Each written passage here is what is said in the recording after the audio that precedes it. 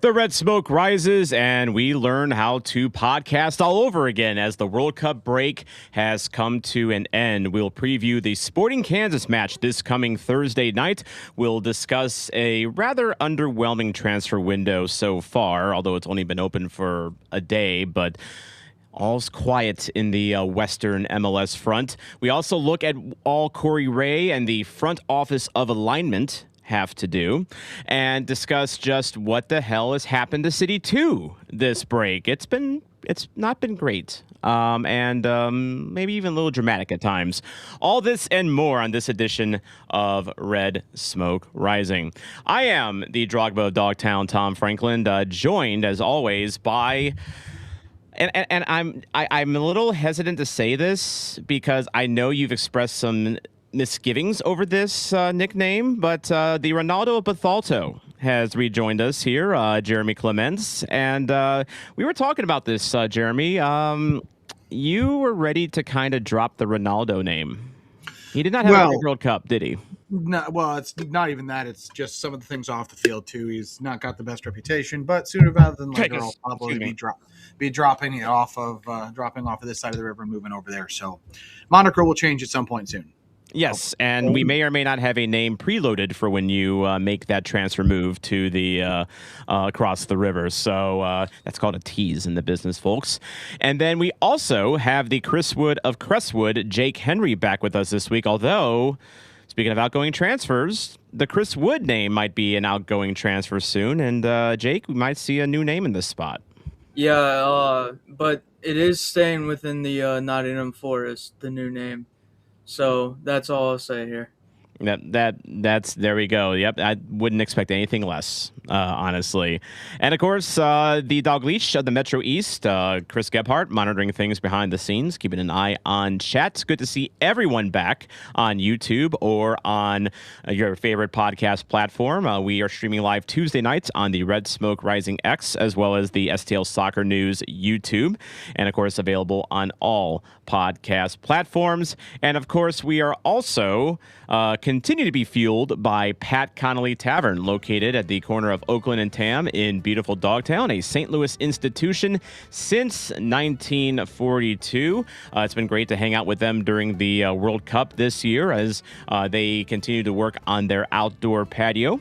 And hopefully that'll be finished up later on this year. But they are a St. Louis City on tap bar, which means they will have Michelob Ultra specials during every home and away St. Louis match. And it's just a great place to hang out, whether it's for a soccer game, if you're at the zoo, Forest Park, what have you. Pat Connolly Tavern, located at the corner of Oakland and Tam in beautiful Dogtown, a proud partner of Red Smoke Rising.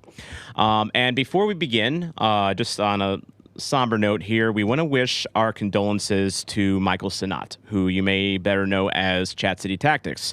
His grandfather passed away over the weekend, and we wish him and his family nothing but the best. But we have soccer to talk about. I'm already in like hate Kansas mode. If you're watching on the YouTube channel, I have a Indy 11 shirt from when they played them in the Open Cup a couple years ago. Smoke KC, and that's what we are all hoping for here. But guys, and Jeremy, we'll start with you.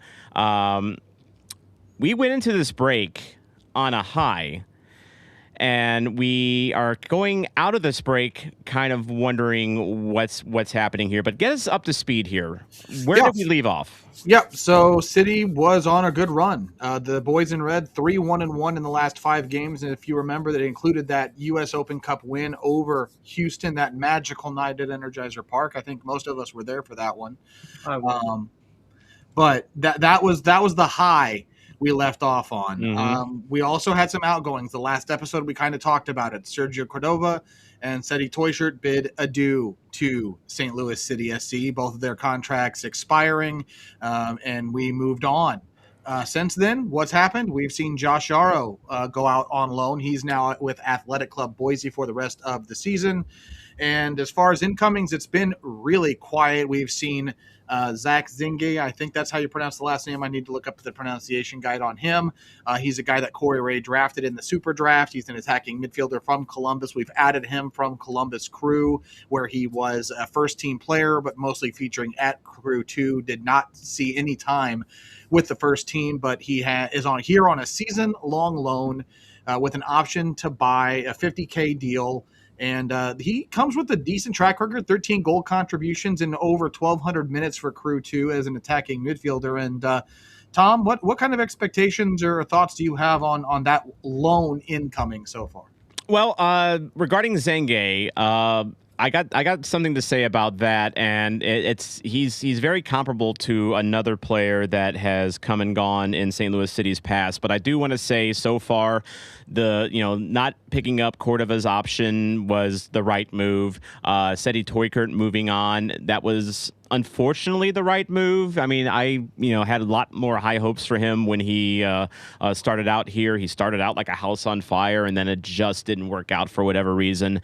And then Josh Yarrow going out on loan to Boise again. Happy that he's getting some playing time. They really like him in Boise. I know a few Boise fans with the River Guard that I met when I went to the Sarasota game a few months ago, and they're very happy with Josh Yarrow there. It's USL League One, so you're getting a veteran leader like that, on their back line is big for them. And so glad he's getting some playing time. But as far as Zach Zengue goes, you were talking about a MLS Next Pro attacking midfielder who is coming off a strong season, at least in this case currently, and he has proven goal contributions in MLS Next Pro.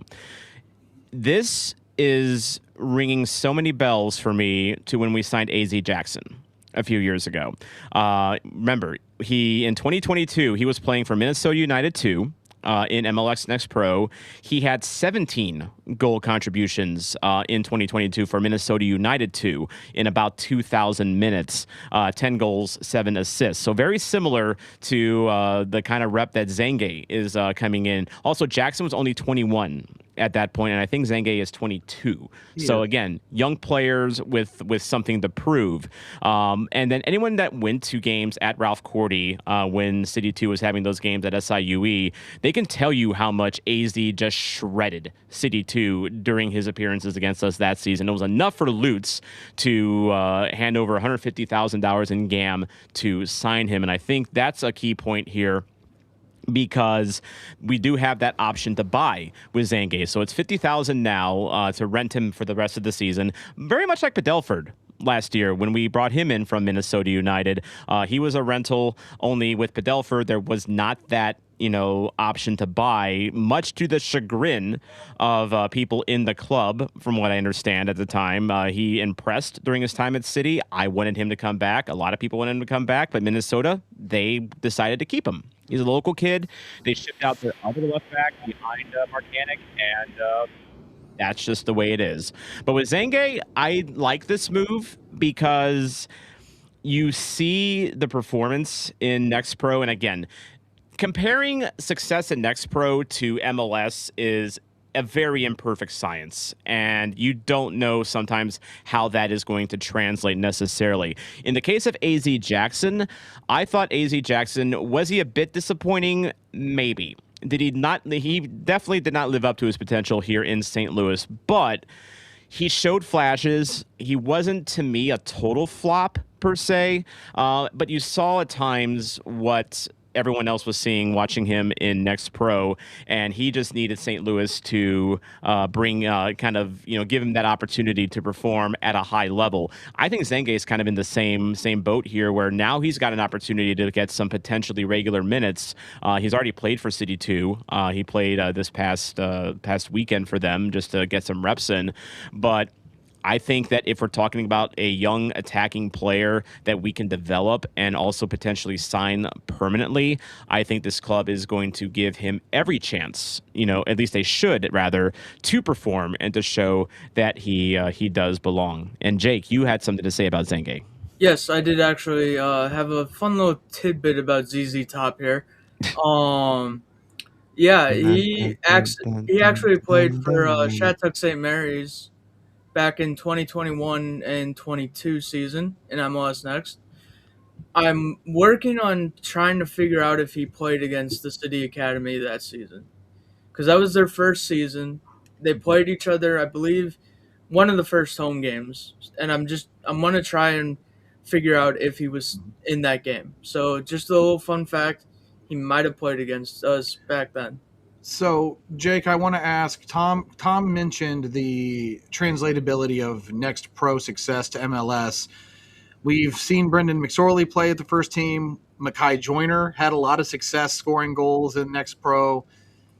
Do we expect something different with this signing, or do we think Zengi is going to be just a City 2 guy with the occasional minutes for the first team, you think? I think he's at an age where he can still grow into like him and Joyner can still grow into being an MLS player, whereas McSorley, he's like 25, bordering on 26, I believe. I feel like he has much more of a shot than a McSorley. And Tom, just thinking a little bit about Corey Wray for a second, he drafted him. He's got a relationship with the player. Are we going to get worried at all that Corey can only bring in players that he's familiar with at some point? Like, is that becoming a trend yet? Well, I mean, I think it's way too early to say that necessarily. I think that's one of those things where time is definitely going to tell on that. It does kind of make you wonder, was Zengi someone that he was targeting for a while, or is this someone that he wanted to bring in after failing on other options? Like, that is, we don't know exactly what goes on behind the front office. Obviously, we don't have a sporting director that is in Manuel Veth's ear for rumors of that nature anymore. So it is a little different, environment nowadays with that front office versus when Lutz was here and when we would get little nuggets, about things that were going on. So it is something I think worth monitoring, because again, when we look back at the Lutz era, Lutz was someone that relied very heavily on his network, of people and his contacts and his old clubs and, players that, even he had a personal relationship with. I don't think that's I don't think it's necessarily a bad thing to rely on what you know, unless it is obviously substandard. And obviously the jury is going to be out on that. But, I would say like Cordova was someone that was not a Ray guy, that, they took a swing and a miss on, unfortunately. So that's already one, chink in that armor. But, I'm really curious exactly how deep does Ray's network go? And I guess only time will tell. Yeah, and the one I just want to mention that they're working on. I mean, we've seen plenty of scouts and data analysts now join City, so that's a good point. I feel like the scouting network is being built. Yeah, it is. Like they're adding people a lot. I think there's even a couple LinkedIn postings out there for analysts and those type of positions. There is a director of data and analytics job posting out there right now. Yeah, and I think you posted actually, Jake, on our private chat, like a list of front office like analysts and scouting types, and now we're rolling about at least like 10 deep now. No, I think we're about 7 or 8. 7 or 8, which is a lot more than we had under Lutz, which was basically Lutz and one data analyst. That was basically it. So it's different. It's definitely different. And again, we're the show me state, so I mean, show us. Yeah. So one other note, just before we move on Zange is, we paid $50,000 for him. That's about 57% of his wage bill. He's on an $88,000 contract. So same as McSorley, same as Orozco. So he's cheap, but City's paying more than half of his salary in that transfer fee or that loan fee. So to me, he's going to get minutes at some point. I would expect, but and I will say, I will just make one more point on Zange. So like it was mentioned earlier that McSorley, hasn't fully translated from Next Pro. Of course, Jose Kojima did not fully translate from Next Pro, so take your drink on that one. That's the 17-minute mark. But like for every one of those guys, like you do have a Yazi Orozco that has been able to make that jump and be a very competent MLS player. You have a Celio Pompeu that got his chops in as an undrafted free agent for City 2 in 2022, and whether he's been in and out of the lineup, no one can deny that he's been an MLS regular for a few years now. So it's very interesting. It'll be interesting to see how Zange does perform and how his good performance does translate now that he's going to have an opportunity to get some time in at a position that St. Louis needs to have filled badly. Yep. So that's the only unofficial move, or only official move thus far. We have a couple of other unofficial stories going around. Reports of Palmer Alt being added to the first team roster. Matt Baker, Flyover Footy, sharing a photo and discussing that on a recent stadium tour he and his family were on, that Palmer's name plate was on a locker. So the speculation that Palmer Alt is on a first team contract. Again, not officially confirmed yet, but that is something that we have heard rumors of. Also, today, finding out that Jake Girdwood Reich, who, for those who don't remember him, he was signed by Lutz Pfannenstiel into a U22 slot, has been on loan with Auckland FC. His loan expired while we were on break, shortly after the break began, but he has not returned to the team. He is still on what the team is calling officially an extended leave period. And Justin Horniker of Talkin' Soccer and Matt Baker of Flyover Footy today reporting after the press conference to different extents that an announcement could be coming soon. But boys, all signs point to the end of the JGR era in City. And that would leave, if he departs, 4 roster slots open on the senior roster, currently 3, but if JGR departs, it'd be 4. But the key there is flexibility and openness for Corey Wray. And as we start to look at the depth chart, we find out today that basically, aside from Celio Pompeu, everybody is healthy. Tomas Ostrak expected to be back as well. But if we look at that depth chart, 16 of players on the available roster for selection at the weekend on the senior roster, plus those on the supplemental. But what's the biggest gap you see? You see where we look at that front line led by Simon Betcher, the speculated name of Palmer Alt, Caden Glover to lead the line. Of course, we know where Hartle and Leuven are. But guys, I don't know. You could play around with where Joyner fits. You could play around with where McSorley fits, but where are the holes? I see a few, but what are the biggest in your mind? Well, Just having Caden Glover as the third striker is. We somehow got worse with Cordova leaving, and I didn't even think that was possible. And here we are. What a time to be alive. In fact, Glover hasn't even really been playing much for City 2, has he? He's played like one game maybe this year. Yeah, it's not been great. Like my Caden Glover rookie card retirement plan is just absolutely up in smoke, unfortunately. Yeah, I would definitely say we still need a 9. Like I Palmer Alt coming in. He's someone that he has 8 goals for City 2 this year, and a lot of people that have been watching those games this year, myself included, have been kind of the mind that he at least deserves a cup of coffee, on the main roster, at least at some point, like maybe at least through a short-term loan, but it sounds like he might be getting a full-time contract, which, good on him for earning that. I know he's someone that the club is very high on, but even if you bring him in, you still are faced with the fact that you have to start Simon Betcher at the 9, because I don't think you trust McSorley up there. I don't think you trust Palmer Alt up there.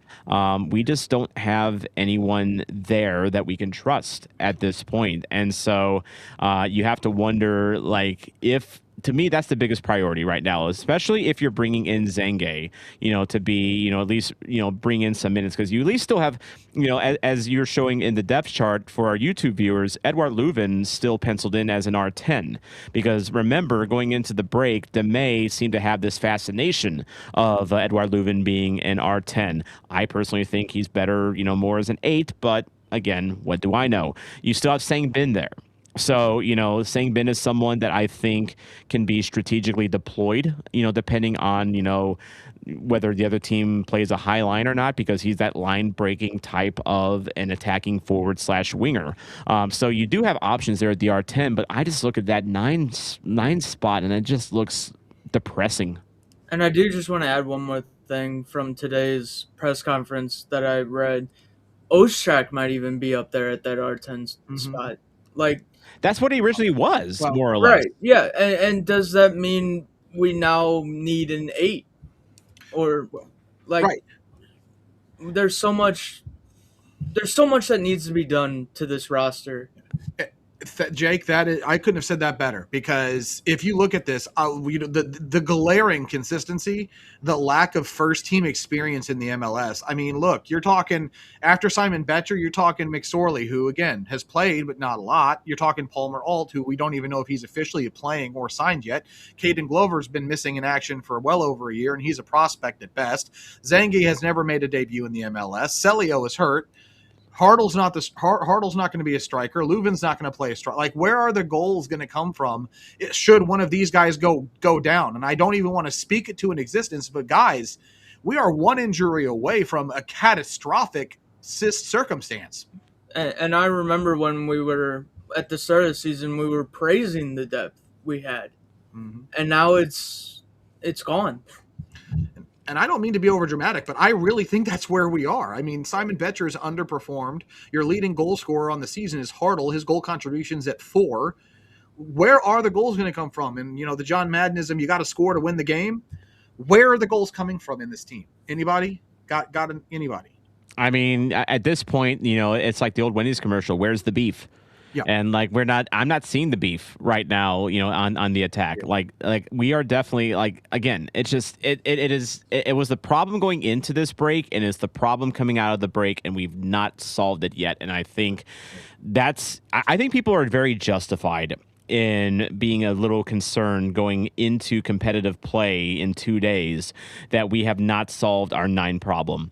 And it makes you just wonder what is going on behind the scenes and the work that is being done to bring in a 9. The other ones that I would say are concerns, I still think we need to bring in another wing back, especially if we're still going to loan out Makai Joyner, as has been rumored, just to get him some playing time. Like, again, we're getting in Zenge because he needs an opportunity to play, and we're going to give him an opportunity to play.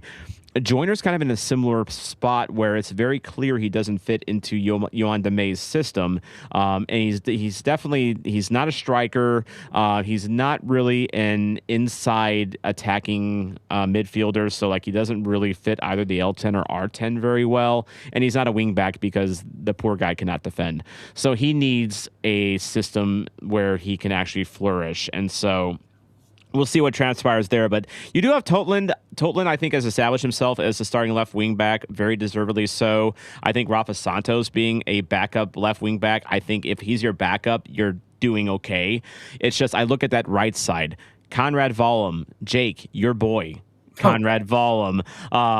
That is a question mark. And then you have Tyson Pierce as his only real backup, assuming Totland doesn't shift over there.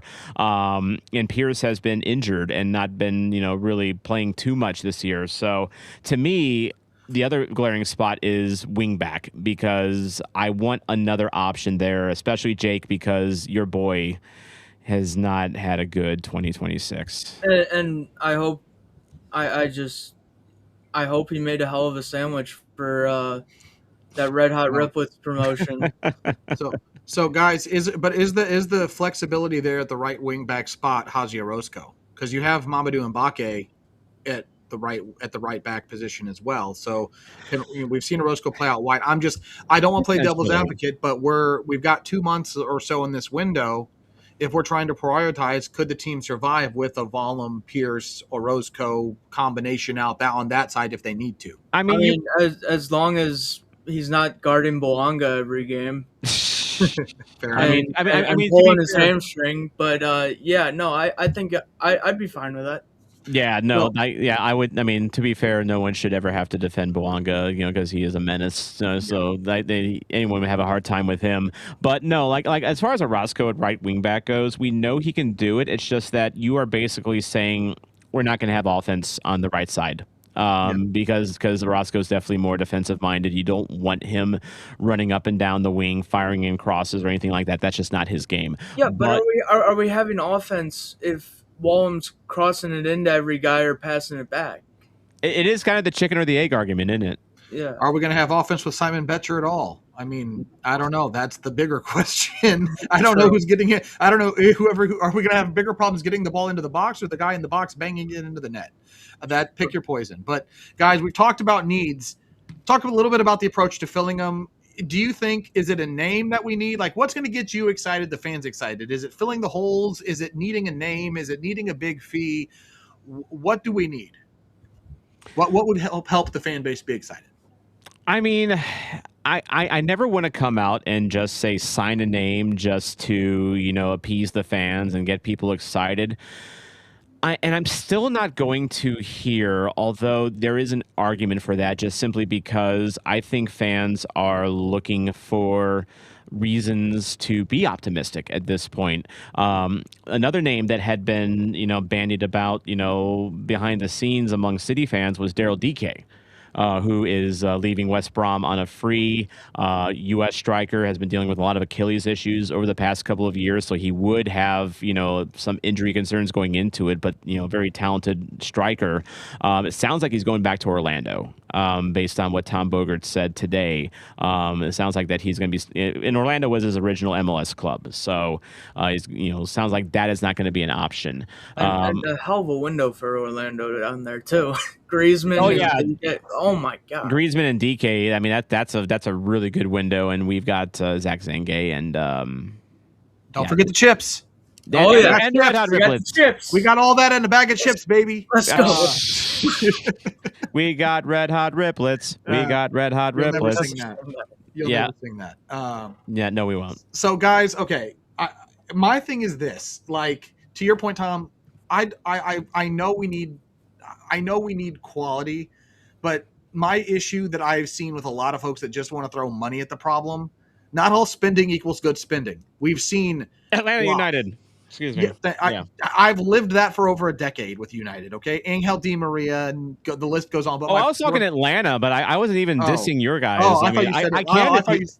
I can do that if you want. I'm happy No, to. I heard the United thing, so my fault. I forgot I'm about just going to Atlanta. sit this one But out you're as right. a Nottingham Latte, Forest fan. Latte Lath and all those guys. Yeah, you're right. Anyway, point being, not all spending is good spending. So just throwing money doesn't fix the problem. And if you said the issue is spending the money in a big way, I don't know that City's definition of big spending is going to match yours, because historically, according to Transfermarkt, our largest transfer, just north of $3.6 million in João Klaus. The next largest, Falou Fall at $3.4 million, Conrad Vollum $2.3 million, all according to Transfermarkt, for what that is worth with their sources.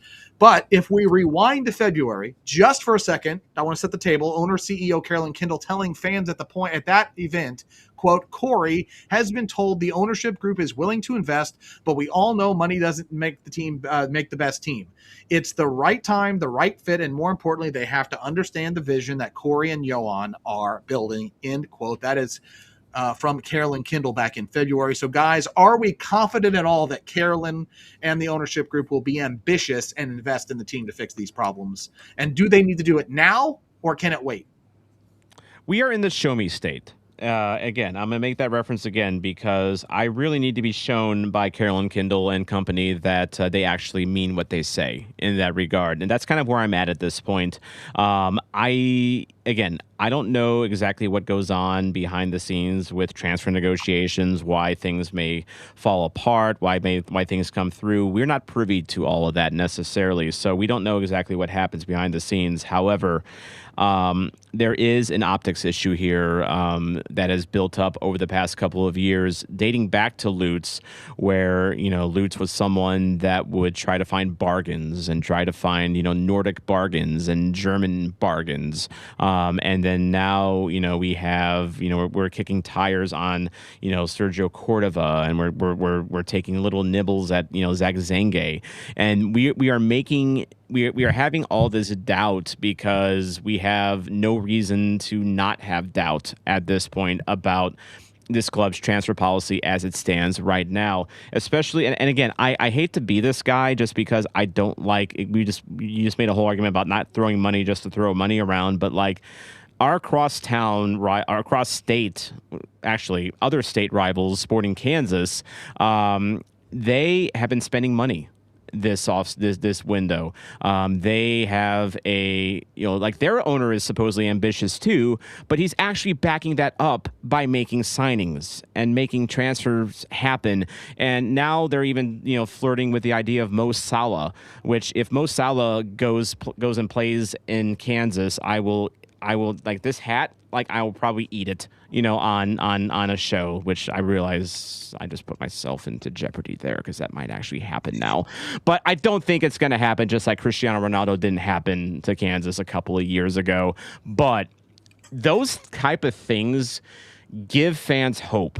They get fans excited, especially Kansas, because Kansas has not had a lot of reasons to have hope these last couple of years. I mean, literally, they destroyed Kavincho's, career because, he used to be a Sporting Kansas guy, and now he's just kind of a variety guy, and he even made a dramatic exit from covering Sporting Kansas. That is how bad it's been to be a Kansas fan the last couple of years. So I'm just at the point now where you can again. Carolyn's words were from February. It was preseason. It was at the City Live event. So, of course, you're going to hype up your fans before the season, obviously. But even at the time, Jeremy, we had kind of made the point about how baited that Carolyn and everyone else's rhetoric was going into the season compared to last year when she did the City Voice podcast and we're making the playoffs, hands down. That lives rent-free in my head because we absolutely did not make the playoffs last year. And so it does sound, overall, her comments were a lot more baited going into this season. But at the same time, though, while I appreciate that she's not putting her chips out all in advance like she did last year, at the same time, it goes back to is this club actually ambitious? And so far, I've not been shown that it's ambitious. Well, I was just thinking, when you go look at the Kansas rumors, and I say rumors because the two $18 million signings they're looking at are rumors.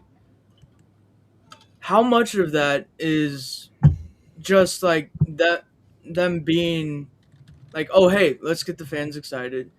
And let's just push a rumor out there that probably won't happen versus Well, it's us. fun to think about.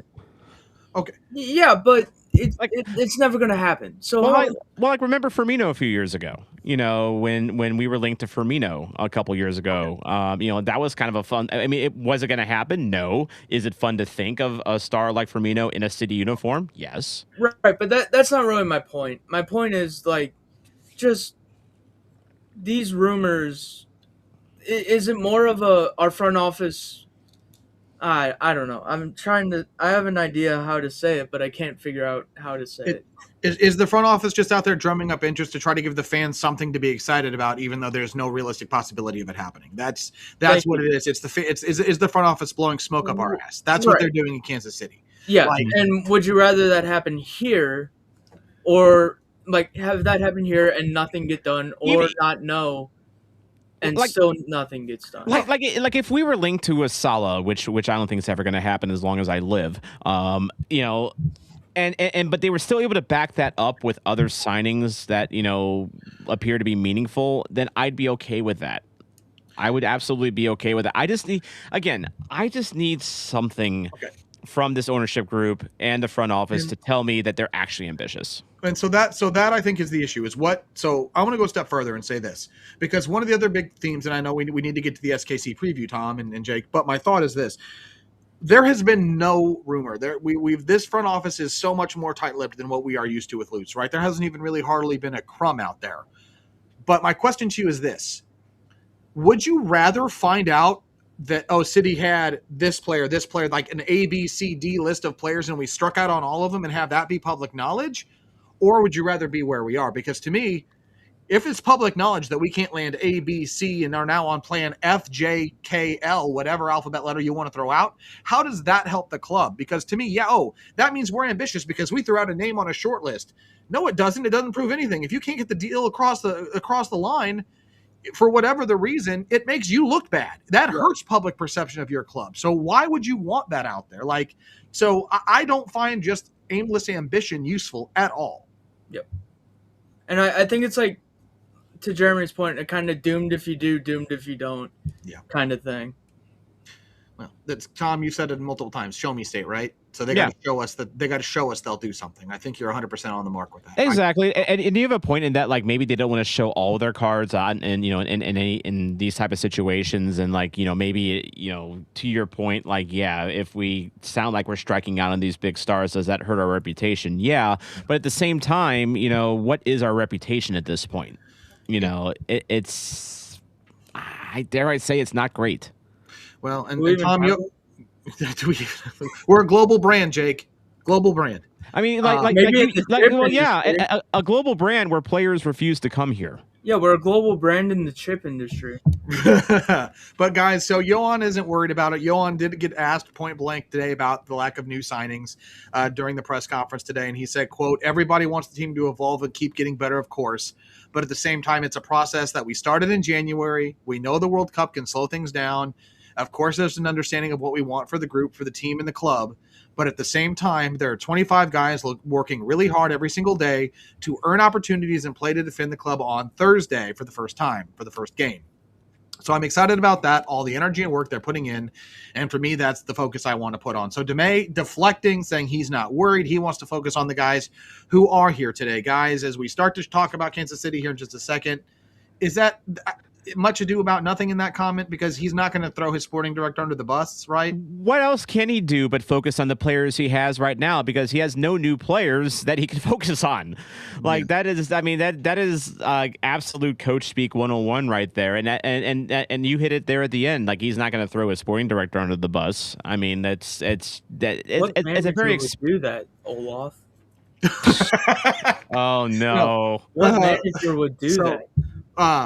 So there was a report from Bogert. Some manager in MLS was apparently on his sporting director about not having players. I don't think it was DeMay and Ray, but because they seem to have a very good relationship. But no, the focus today and from Johan is who's here and really helping this club. That was really the theme of all of his comments. Is like, we need to start on the right foot. It's a restart of the season. We're not worried about other momentum. We're taking steps forward. We want to develop this system. It's speaking more towards a long-term picture and vision. I still don't quite know what the vision is and how it gets better with what we're doing in the market, but something's got to give, right, guys? It definitely something needs to give, and like a hope. Again, the window just opened yesterday as we're recording this, so there's still time. Yep. So it's been, guys. So shifting gears just a minute, just to move ahead. So it's been 32 days since we've had a game to talk about. It's time to change it. The Blue people from Kansas are coming to town for the first time, the first showdown of 2026. We'll go there later in the year. I think it's in August, but in any event, August 19th. Yep. So we'll worry about that then, but they're coming here. It's our house, and both teams were in decent form coming into the break. Again, I know our head coach, Johan DeMay, saying today momentum doesn't matter, but let's talk about it a little bit. So SKC, they had taken points in, I think, 4 of their 5 games heading into the break, kind of same as City. We were 3-1-1. They were, I think, 2-2-1, something along those lines. So on paper, they were up. They were on an uptick. But overall, if we take a step back, statistically, they've been one of the worst sides this year. 30th in goal differential at -22, 29th in goals scored, 30th in shots, 28th in XG, 30th in expected points. And according to some of the data available over on Soccer Data Visor, check out that site put together by Chris Gebhardt and Michael Sano. Great resource for anybody, or Sanat, not Sano, Sanat. Great resource for all of our MLS folks out there. But SKC set right about where they should be on expected points with 11 this season. Rafa Wicki, their first-year head coach, did get a few pieces. They do have 3 new signings, by the way, all probably going to play to help their back line be stronger after they had just an abysmal start. I'm going to butcher some of these names, but like Orb Lorien, he signed in February to a pre-contract. He played over in Israel. More recently, left back Emir Carrick. Left back, let's go. From Sturm Graz, and then defender Moises Mosquera from FC Juarez, all on the back line. So a rebuilt back line for SKC. Very interesting note about Carrick as well. Not just the fact that he's Bosnian, which of course, that's your Bosnian reference for this. And a left back, just like and a Bosnian left back. I could never imagine. But also a Bosnian left back playing in Kansas is Pedro's evil twin. Yeah, and also because he came from Sturm Graz, he is now a former teammate of Giannis Horn. Interesting. No, wait. I thought Horn was at Oh wait! Did Horn go to Vienna? Horn was at Rapid Vienna. Yeah, he went to Rapid Vienna. My bad. Yeah. You didn't hear that, guys. No. So, but I will tell you though, there is a fun tie between Rafa Wicki and Roman Berkey. Really? Yeah, Rafa Wicki was a youth coach over in Switzerland, where when Berkey was in, I forget which club it was with when he was in his youth academy days, but yeah, Berkey and Wicki have ties to the same club over in Switzerland. So that is, what's that? Grasshopper? Is that? It was over at, I'm trying to see what club. I'll have to look that back up because it is not in the media notes that I had earlier. Find out in the final third. Yeah, we'll find out later. But no, so guys, they are improving. They have some defenders. They haven't brought in an attacker. They're a team, according to Footy, the Footy app. They profile as a press and possess side. They attack in the central channels, but they don't really control field tilt. Our friends over on Soccer Data Visor have the most common formations used by Wicki as a 4-4-2 and a 4-3-3. Again, they're a team that they've been really bad to start games, outscored 10-2 in the first 30 minutes. And they've been behind at the half in 10 of their 14 games, and they've only come back to take points in 5 of those games. They've led in scoring by Dejan Joveljic. He is their leading scorer. He has 7 goal contributions this year alone, outperforming his XG as well. And another note about him, he actually has 4 goals against St. Louis City. So they've got a proven striker. It's interesting what even on a terrible team, a good number 9 can do. Yeah, that was the rap when he went to SKC, was like, who's going to get him the ball? to score. And so he's proven that, like, yeah, he can still score on a bad team. And Joveljic is someone that, like there's already players that you just dread facing, as a fan. And like, Bouanga's one, and then Joveljic is another that it seems like he feasts on us, unfortunately. Yeah, as far as City for comparison, according to Footy, we're more of a control and regrouping club. We like to be a little bit more controlled in possession. We still do press, but we aren't as aggressive as we were. It's more about those triggers starting our press than it is anything else, instead of that kind of gig and press that we're used to doing under previous coaches. Compared to Sporting Kansas City, St. Louis City, 21st in goal differential at -4, 28th in goals scored, 13th in shots, 19th in goals against, and 9th in XG against. City proving their defense has been really strong, but again, that question mark still has consistently been scoring. And our underlying metrics, because of the defense, say we are still underperforming. We're at 3.9 points under where we should be according to the expected points metrics out there. Marcel Hartl, the leading man for City, 4 goal contributions. He also leads in overall chances created with 31, 7 big chances created as well. So, guys, some big questions coming up. And Tom, I think the one thing I left out is who will be missing from this game, because we talked about health, but I didn't mention suspensions. Yes. So you saw our depth chart earlier on. It had Chris Durkin in the middle. Well, he's not going to be there in the middle this coming Thursday because he was a bad boy and he got himself a accumulation, yellow card accumulation. So there is a chance that we see Edouard Leuven in the middle alongside Daniel Edelman, which makes you wonder, okay, then does this mean we're going to see Sang Bin at the R10? That would be my guess at this point. And like, honestly, like, I know we're going to get into like our 11 predictions here in a bit, but like, yeah, that's just one of those things where it's just like there's really no difference in what I would predict for our starting 11 now versus before the break started. And Tom, to call Durkin a bad boy after the yellow card he got in the last game is kind of whack, I guess. Yeah, it was soft, but let's face it. I mean, he would have gotten that accumulation at some point. Oh yeah, because it's Durkin. Doubt, but Durkin requires his pound of flesh every single game, and just it's unfortunate that he had a weak yellow on him that keeps him out of this game. But again, like I said, this maybe we'll see Leuven in the middle. So, guys, here's my question. So, obviously, SKC, a big rivalry game. We know the merch line that came out around Red Hot Riplets. We've kind of made a couple little side jokes about it here and there tonight. A couple.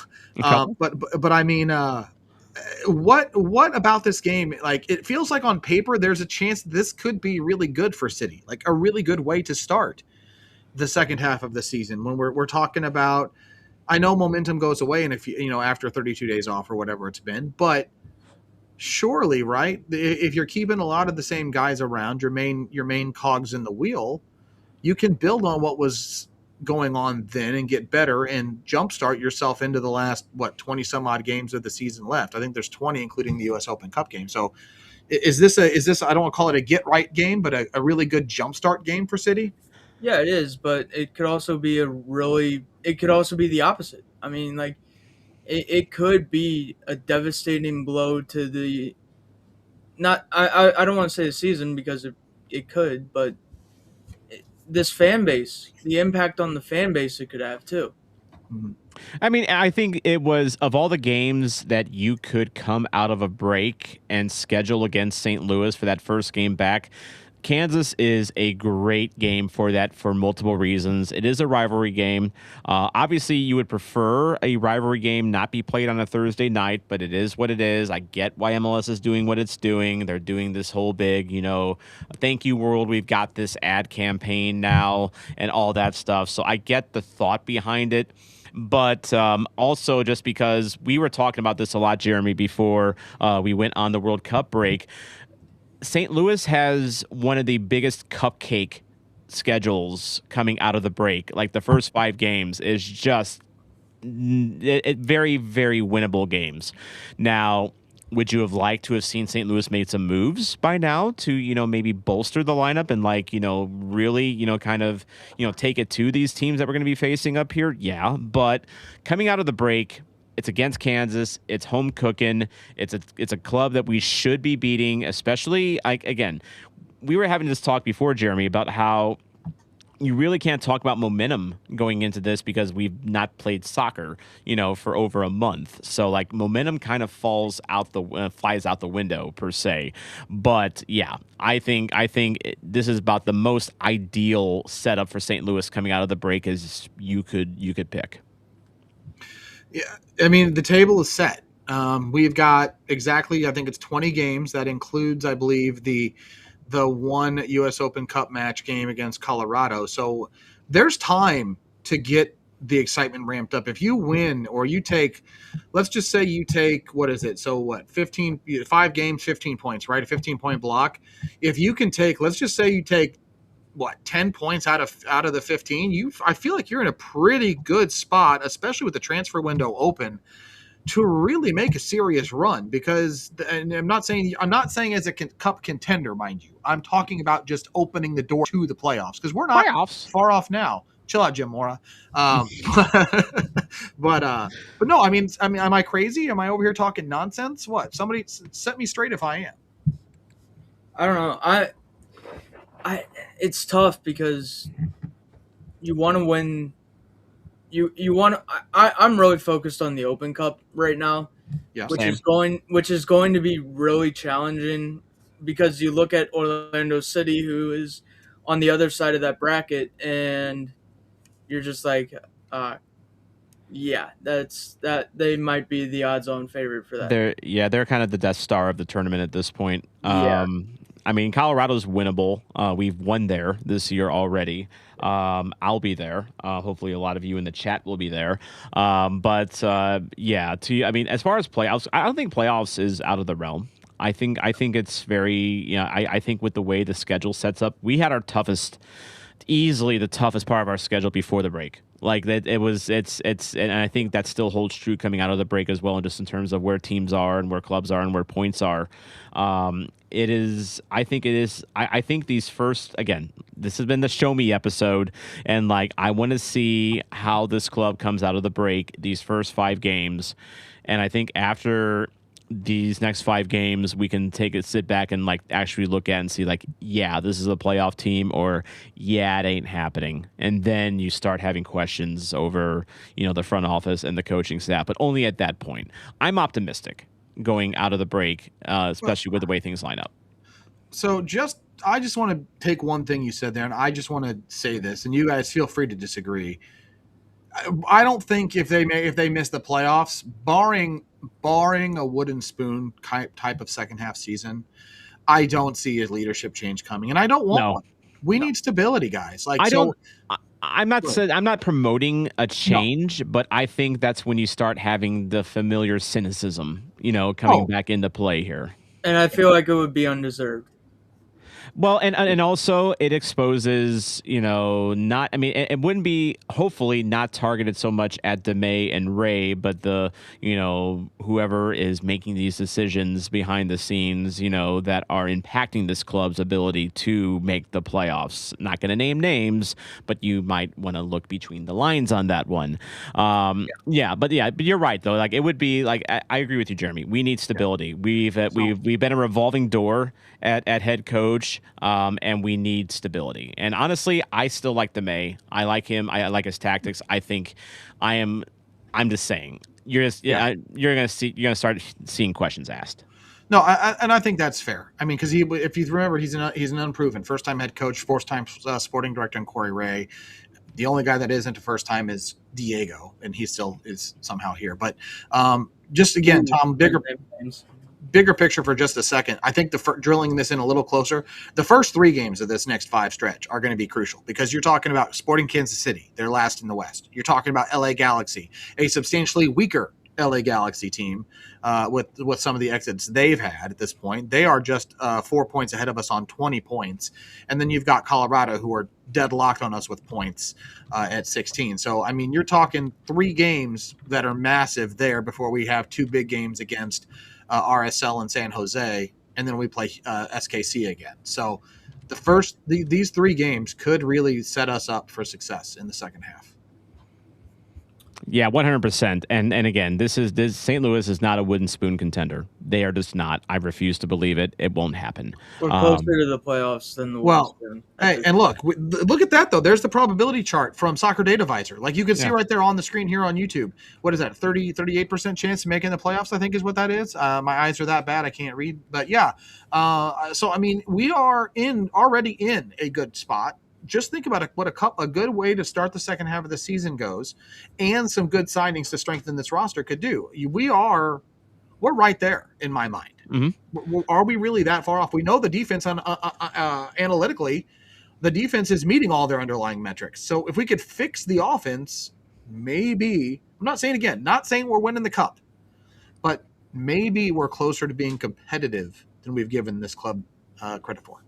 Definitely. And of course, no matter what happens in the regular season, an Open Cup title definitely soothes a lot of wounds, that we might have depending on how the situation runs out. I think that to me has to be the priority at this point. It's a chance to win real hardware. It means a lot to our city's history.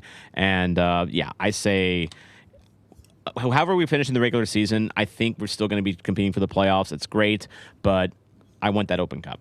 Same, but like I said earlier, Orlando is way too scary. Well, you know what? Who knows? Maybe we'll be scary by then, Jake. I think depending on how the next weeks or few weeks go, we've got everything leading up to that Open Cup game in September. So by then we'll know where the priorities are, and we'll know where the club stands. Yeah, or maybe even Columbus upsets them. Who knows? It's possible, and of course, by the time we get to Colorado, maybe Mo Salah's ready to put on City Red. So you're just going to will that into existence, Tom. Please, if that's what it takes, whatever it takes, I will do it. Absolutely. Let's sign a James McAtee. How about that? Let's just sign somebody that can score some goals. I don't care anyone. That's all I want. That's I mean, you score goals, Jeremy. Nah, not anymore. We'll talk about that in the final third. I'll embarrass myself then. But guys, we took a break. City 2 really didn't take a break. But they've had a rough – oh, wait. You know what? Hold on. I'll come back to City 2. We didn't give our lineups or predictions. I know we're running short on time. But, Tom, you mentioned it earlier, and I agree with you. I don't see the 11 being really any different than what it was when we left. It can't be. No, it probably not. So, just looking at the depth chart here, I'm looking at, I think Berkey's healthy, so he, I haven't heard that he's not. So, it sounds like he'll be back. I want Fall, Baumgartel, Polvara on that back line. Actually, you know what? I take it back. I want Fall, Baumgartel, Orozco on that back line. And because Orozco should be healthy by now. Wingbacks, Totland, Vollum, that's fine. But again, I'm kind of you planted a seed in my head about Orozco at right wing back here that depending on how Vollum comes out of this break, I'm kind of curious about that now. And then your middle two should be Leuven, should be Durkin, not Durkin, Edelman, because Durkin's not going to be available. And then I'm thinking of front three of Hartle, Sangbin, and I hate that. I have to say this, but Simon Betcher. Oh. Jake, do you see it any different? I've got one thing that if I'm going to give you my wishful thinking XI, Tom, it's pretty similar. But the back three is Falou, Baumgartel, Orozco, and Orozco starts because I want Dante Polvara in Durkin's spot. Ooh, okay, that's what I want. Let Jeremy cook. That is what I want. I respect that. Do I expect it to happen? No, because he hasn't really played at all unless there's been a late game change that necessitates it. Well, NYCFC, yeah. Right, but that would be what my move would be at this point. If the back line is fully healthy, you have the depth. You have Mbake, you have Falou, you have Hebert, you have McNaughton, you have Baumgartel. You have enough there where if you need for a one-off, because if it's not Durkin, is it okay? Fine. So not Durkin, Ostrak. I want him in the attacking third. I don't trust him to play defense. Perez, okay, fine. But if it's Perez, then you're still bringing in someone later in the game or shifting Polvara there anyway. If you're going to shift Polvara, if you are okay shifting Polvara there, say to God forbid have to protect a 1-goal lead in squeaky bum time. If you're okay with a tired Polvara there, why would you sure as hell not be okay with him starting? that position. I would rather have him fresh starting there and putting someone like Orozco in at the right back position or the right center back position than that. So that is my wishful thinking 11. Your front three, it's going to be Leuven, Hartl, Betcher. I don't think there's any changing that based on who's available. Unless he wants to do something special with Sangbin, like he played in the Open Cup game where he was running off the defending on the back line to stretch the field vertically. But I think that's it. That's my wishful thinking 11 is Berkey, Fall, Baumgartel, Orozco, Tots, Edelman, Polvara, Vollum, then Hartl, Leuven, and probably Betcher. Jake, where are you? I'm with you. I got nothing else. You're on Team Jeremy. No, I'm on Team Tom, but I feel like there's outside of Jeremy's mention of Polvara at CM. There's not much else you can really do. Real quick predictions. I'm gonna roll with I'm going to get froggy. I'm going to 2-0 win. I'm saying City holds a shutout at home to start the second half. 2-0. I'm going 3-1. Going 1-0. 1-0 City W.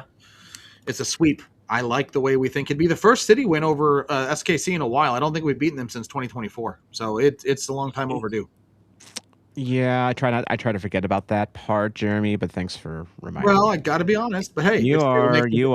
The victory will be that much sweeter because we've had to wait for that. Got to be all truthful and reputable on us. Keep receipts, Tom. You know that's that. Why we even when it hurts.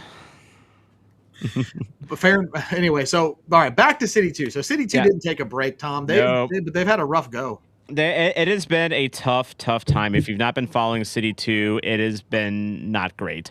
Since our last show, City 2 has just one win.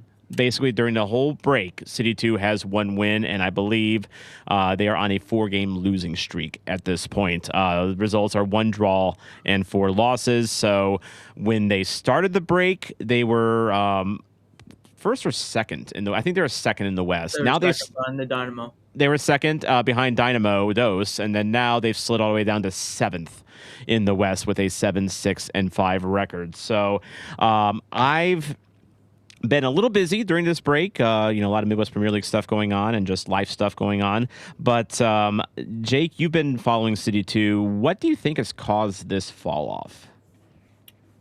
Yeah, I mean that it could be a couple number of things. It could be the academy kids growing into their roles. Like Stone Marion has been a starter for them and arguably a question mark.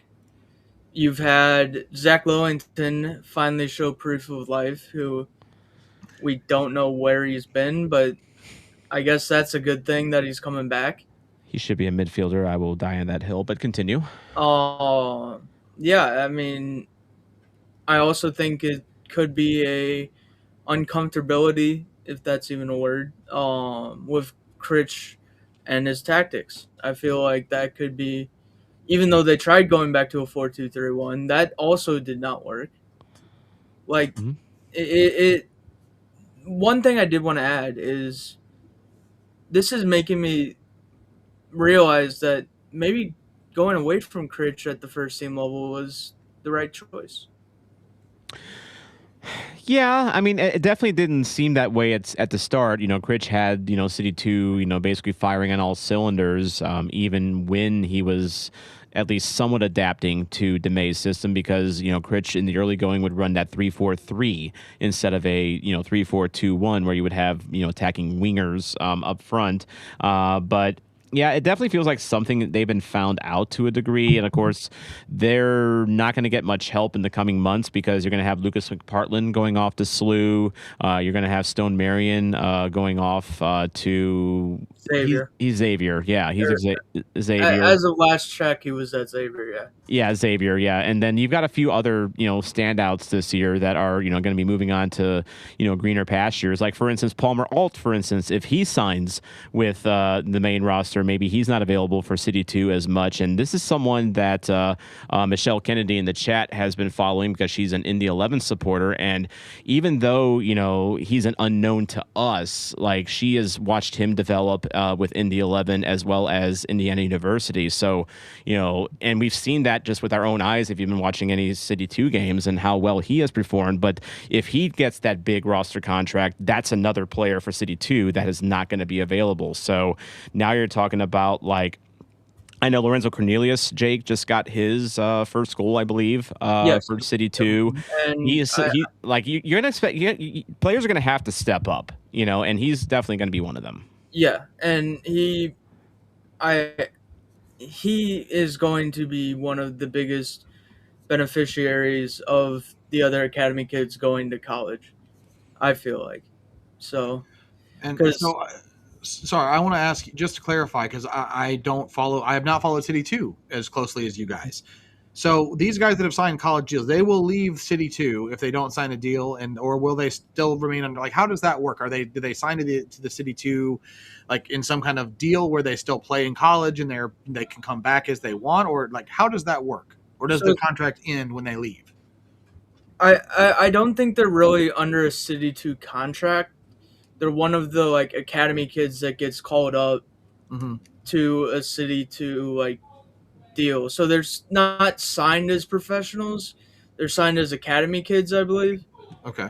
So it's more of that's how they keep their college eligibility, I believe. Okay. So yeah, Tom, you mentioned Lorenzo getting his first goal. Riley Lynch got his 7th assist of the season in that 2-1 loss against Houston. We've also, and you mentioned another thing. U19 Academy player Sam Goldstein made his professional debut against Minnesota a few weeks ago as well. Actually, I guess it's been almost a month ago now. But so guys, let me ask it this way then. We're talking about these new guys coming up making their debuts. We're talking about, I think Eddie Niles played a month or two ago, right? We've seen all of these guys play. This is more in line with what an academy team is supposed to be, is it not? Where we see this kind of stuff. Is that the shift that we're seeing and we really are still for real now seeing it? Yes. And I think we all should have expected to see this happen eventually, because we all talked about it when we played those those 2 teams that were playing primarily academy players. We would beat the heck out of them. Mm-hmm. And now it's happening to us, and I feel like we're a little bit shocked, and I don't think we should be. No, but it's good to see guys so if you think about it, so where we were going into the break, we were talking about Stone Marion. We were talking about some of these guys who had just come off of really good runs in the MLS Next Cup. Yep. So, so it's nice to see them taking these steps. I think the thing is, Jake, we have to find out if they can play at that level, right? And then grow further, right? Is that where we are with some of these guys, you think, or is it too early to tell? I feel like it's too early to tell because we had guys like Josh Mayer, Fritz Volmar. They were starting at City 2 as academy players. They go off to college. You haven't heard anything really about them. I mean, Anthony Faupel, he was supposed to be really good. He's on his 3rd or 4th college in 3 or 4 years. So I just feel like you can't put too much stock into these academy players making the jump to City 2 yet. And they're young players too, so you never know exactly what's going on with their development or behind the scenes, and there's a big difference, in a player, fulfilling their potential and becoming an MLS player, and then maybe there's someone that maybe doesn't live up to their potential and they become future Forest Park Rangers. You never know. Not every player is it Andrew or Adri Mehmeti is. Those are so rare, especially in the United States. Not every player that comes through the academy is going to be a Mehmeti or one of those guys. Yeah, exactly. But City 2, they're back in action this Saturday, 6 p.m. Versus Portland Timbers 2. It'll be at Energizer Park, and I guess this will be the first match at Energizer after what happened on the June 28th game. I was there for that, and I'm glad that this club, within 24 hours, put out an email, offering refunds and also offering complimentary tickets to a future game. They followed that up with mental health services and things of that nature for fans that were affected at that game, because it was unfortunate that it happened when it did. I mean, of course, it's always unfortunate when it happens, period. But like, it was a youth night at the stadium, and so there was a lot of kids and their families, and like, thankfully no one was hurt. Everything ended up being okay, but it was definitely some scary scenes in that stadium for a while. And hopefully, it's my hope that people realize that this wasn't a St. Louis City SC problem. This was an unfortunate incident that happened in the wrong place at the wrong time. And so hopefully a lot of those fans that were there continue to give City 2 and this club future chances. Tom, agreed. And, just considering all of the other events and things that have taken place down there without incident, I'm of the mind that one isolated incident does not ruin an amazing thing downtown West. So that's my thought. Yep. Completely agreed. Yeah, that's exactly where I thought as well. So, happier news. We play soccer in 2 days, sporting Kansas at home. Hope to see as many of you there as possible. And, of course, we will be back on Red Smoke Rising next Tuesday to break down that game and look ahead to LA Galaxy. And so we are back into the podcast swing of things. I'm glad I still remember how to do this, Jeremy, because it feels like it's been forever since we had an episode. It's like riding a bike. You never forget. You might fall off a few times, bump your knees, scrape your arms and elbows, whatever, when you fall. But and it's always more fun with you have friends too, right? You might point and laugh at me every now and then. But who are you people? How'd you get here? I don't know. What am I doing here? Didn't I meet you in Peoria, Jake? Yeah. Back on June 23rd. Yeah. What was that? Was that then? Yeah, that the thing where the thing happened. Yeah. I got you. Yeah, when you don't have St. Louis City soccer to keep you entertained, you go find soccer in all sorts of different places around the Midwest. In fact, we'll talk about that in the final third. What were you doing without St. Louis City soccer in your life? I have a feeling it's one thing in particular, especially, but we'll talk about that coming up on the final third. And of course, Red Smoke Rising is available on the STL Soccer News YouTube. We stream live every Tuesday, and we're available on all podcast platforms. So please make sure to drop a like and subscribe if you enjoyed this content, and leave us a review on your favorite podcast platform. It really does help our show get out to more folks like you. This has been your soccer zombie, Tom Franklin. I'm your podcasting capo, Jeremy Clements. I am without a name, Jake Henry. And we will work on that, as this has been another episode of Red Smoke Rising. And remember, always keep moving forward.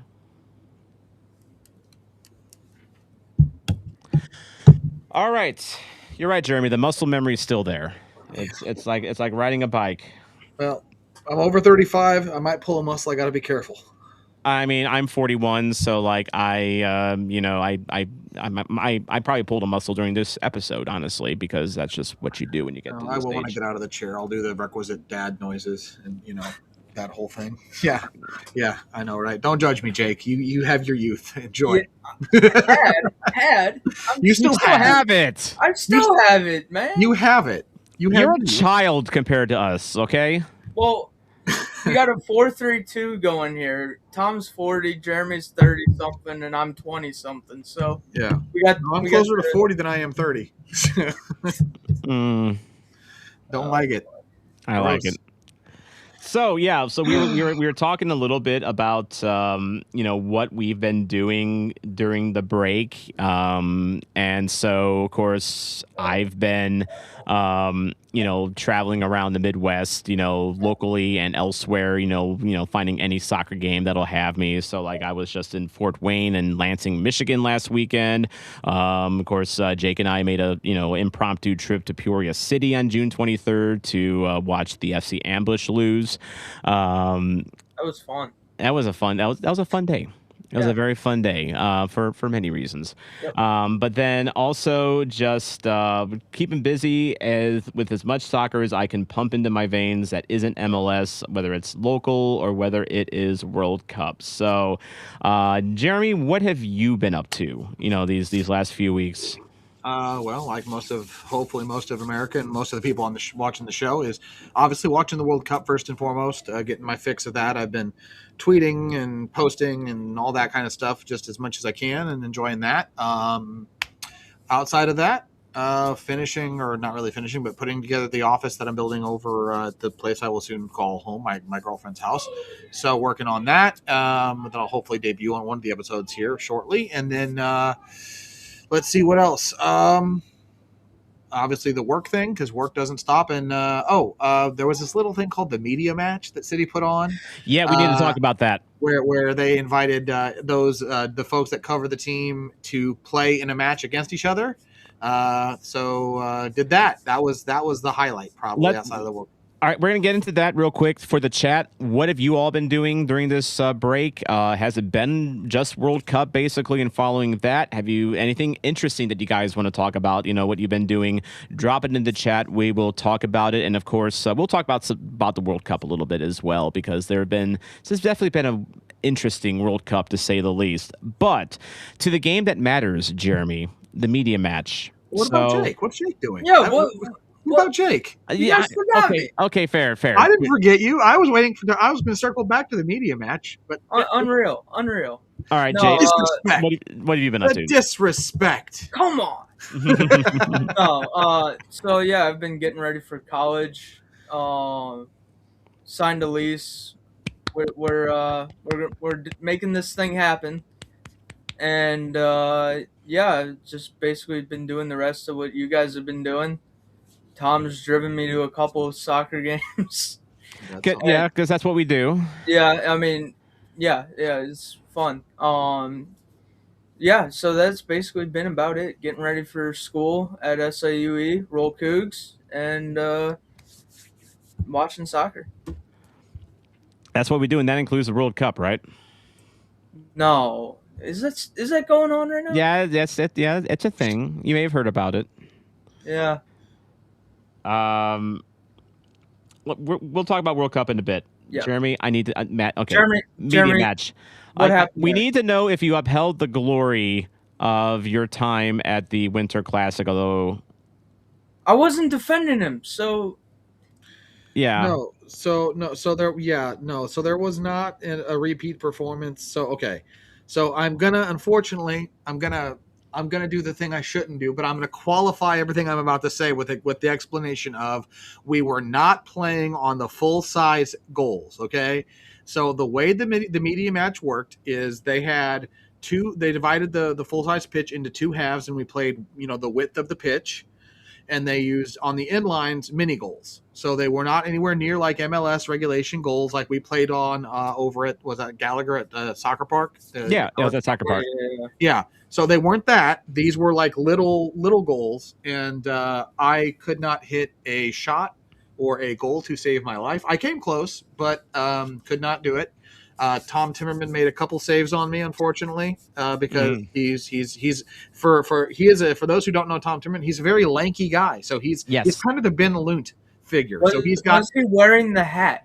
Not during the game. He wore it in and out, but not during the match. Yeah, I know. Matt Rocchio gave him so much trouble for that, but Rocchio also decided that as a result of my finishing, I've officially lost my card that allows me the right to criticize Simon Betcher for the rest of the season. So that's great. I could do it for you. I'm happy to.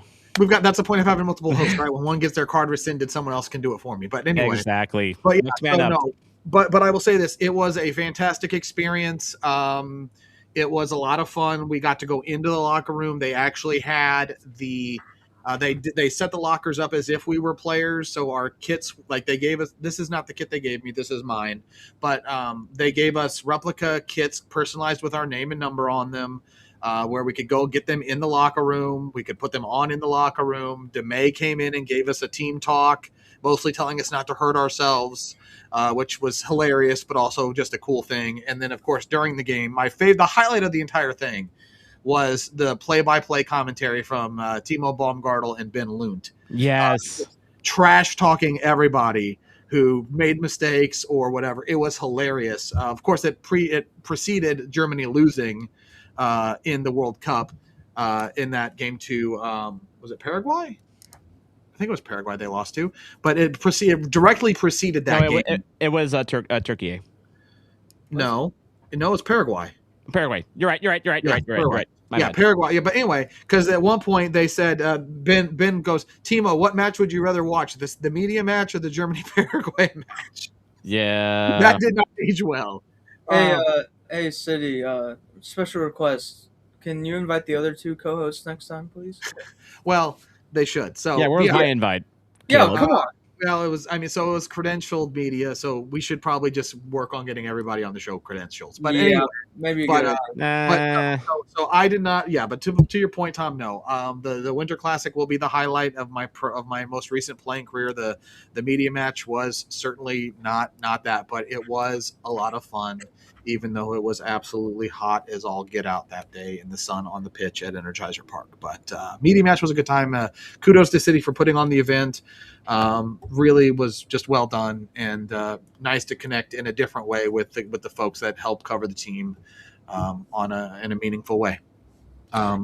It sounds like a great time, and I can tell you I've been back to Soccer Park a few times because Scott Gallagher is playing there in the Midwest Premier League, and I can confirm that Jake Henry is no longer on the field where we left him at the Winter Classics, so the players did not have to evade him when they were playing.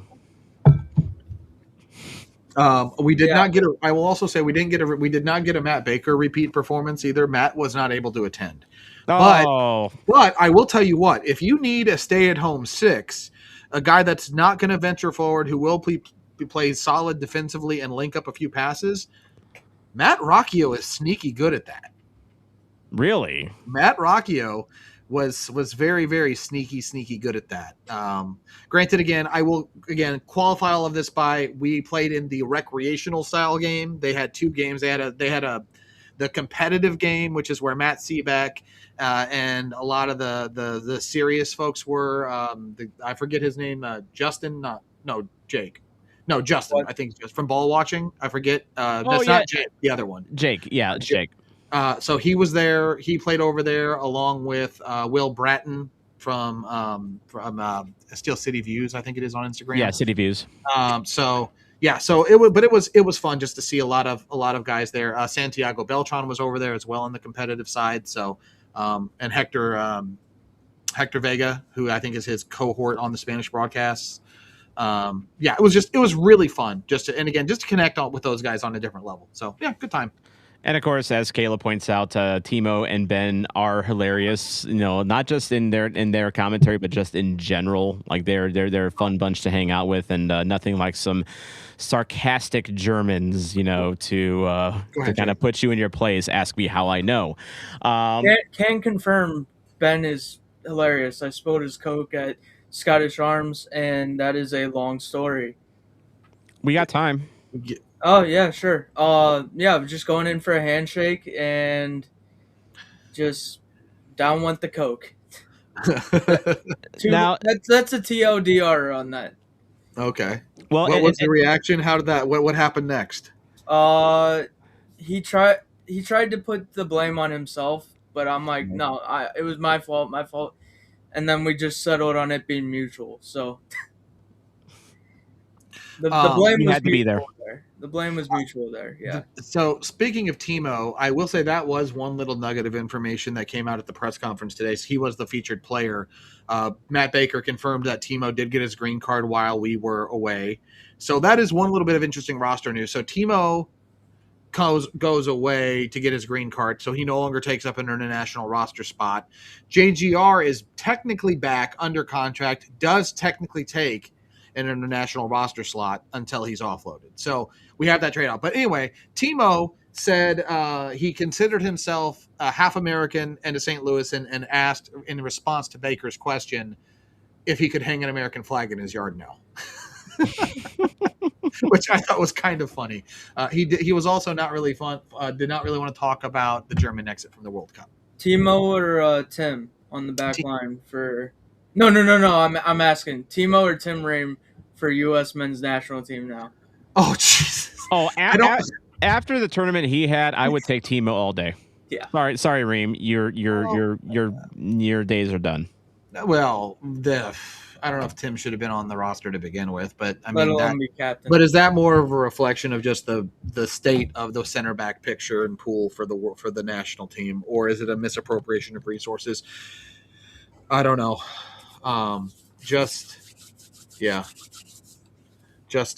one of those things to me where the World Cup has been fun, and we've seen some really, really great stories. And as far as I guess let's just real quick, let's talk national team.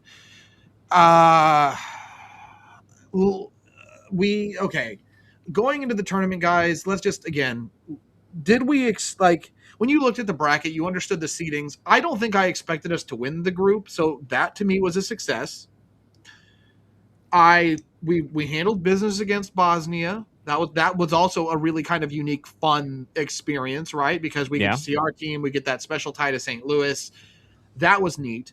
Oh, and being in the middle of Bevo Cafe Lounge for that Bosnia match was an experience. Yeah, tell it, because I was not one of the watch parties. I watched from the couch at home. So Tom, It sounds like that experience for you was even Yes. Okay. So I knew going into that it was going to be like a once in a lifetime experience, because when's the next time the U.S. and Bosnia are going to play in a World Cup? You can't count on that necessarily. So I went there. Jerry Hayes was there. Miss Be Good Do Good herself. She got there early enough to get us a table like right in the middle with a good view of the TV in front of us. We were joined by our mutual friend Jeremy Megan and her new boyfriend, and Aaron Leak was there along with his wife, and I'm naming these people and pointing them out just for the simple purpose of the fact that we were probably the only U.S. only fans there. Like, we were surrounded in an absolute sea of Bosnian kits and flags and chants and everything like that. And 99.9% of the Bosnian fans there were super, super cool. They were a lot of fun. This was a big moment for them. They first time in the knockouts against their, for lack of a better term, their adopted big brothers, basically, in the U.S. And even though they didn't advance, all the Bosnian fans I talked to afterwards, like, they were just happy to be there, and they were happy to have that moment, to be on that stage. And like, a lot of them were even telling me, is like, I'm gonna cheer for the U.S. The rest of the way. And so, like, they were all good sports about it. It was a lot of fun, and definitely. But after that, we all kind of agreed that we needed a more normal experience for the Belgium match, and we went to second shift for that one. Yeah. And Jake, do you any watch parties, anything fun, or just kind of watching from where you can?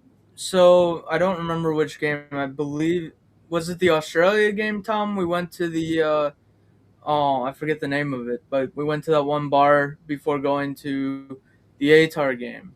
That, I believe. Oh yeah, we went to a Mill Pond Brewing.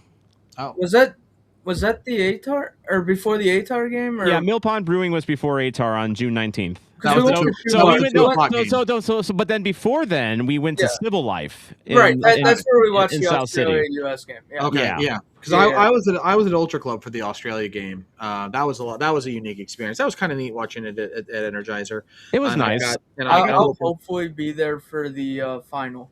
I got my tickets for that. Same.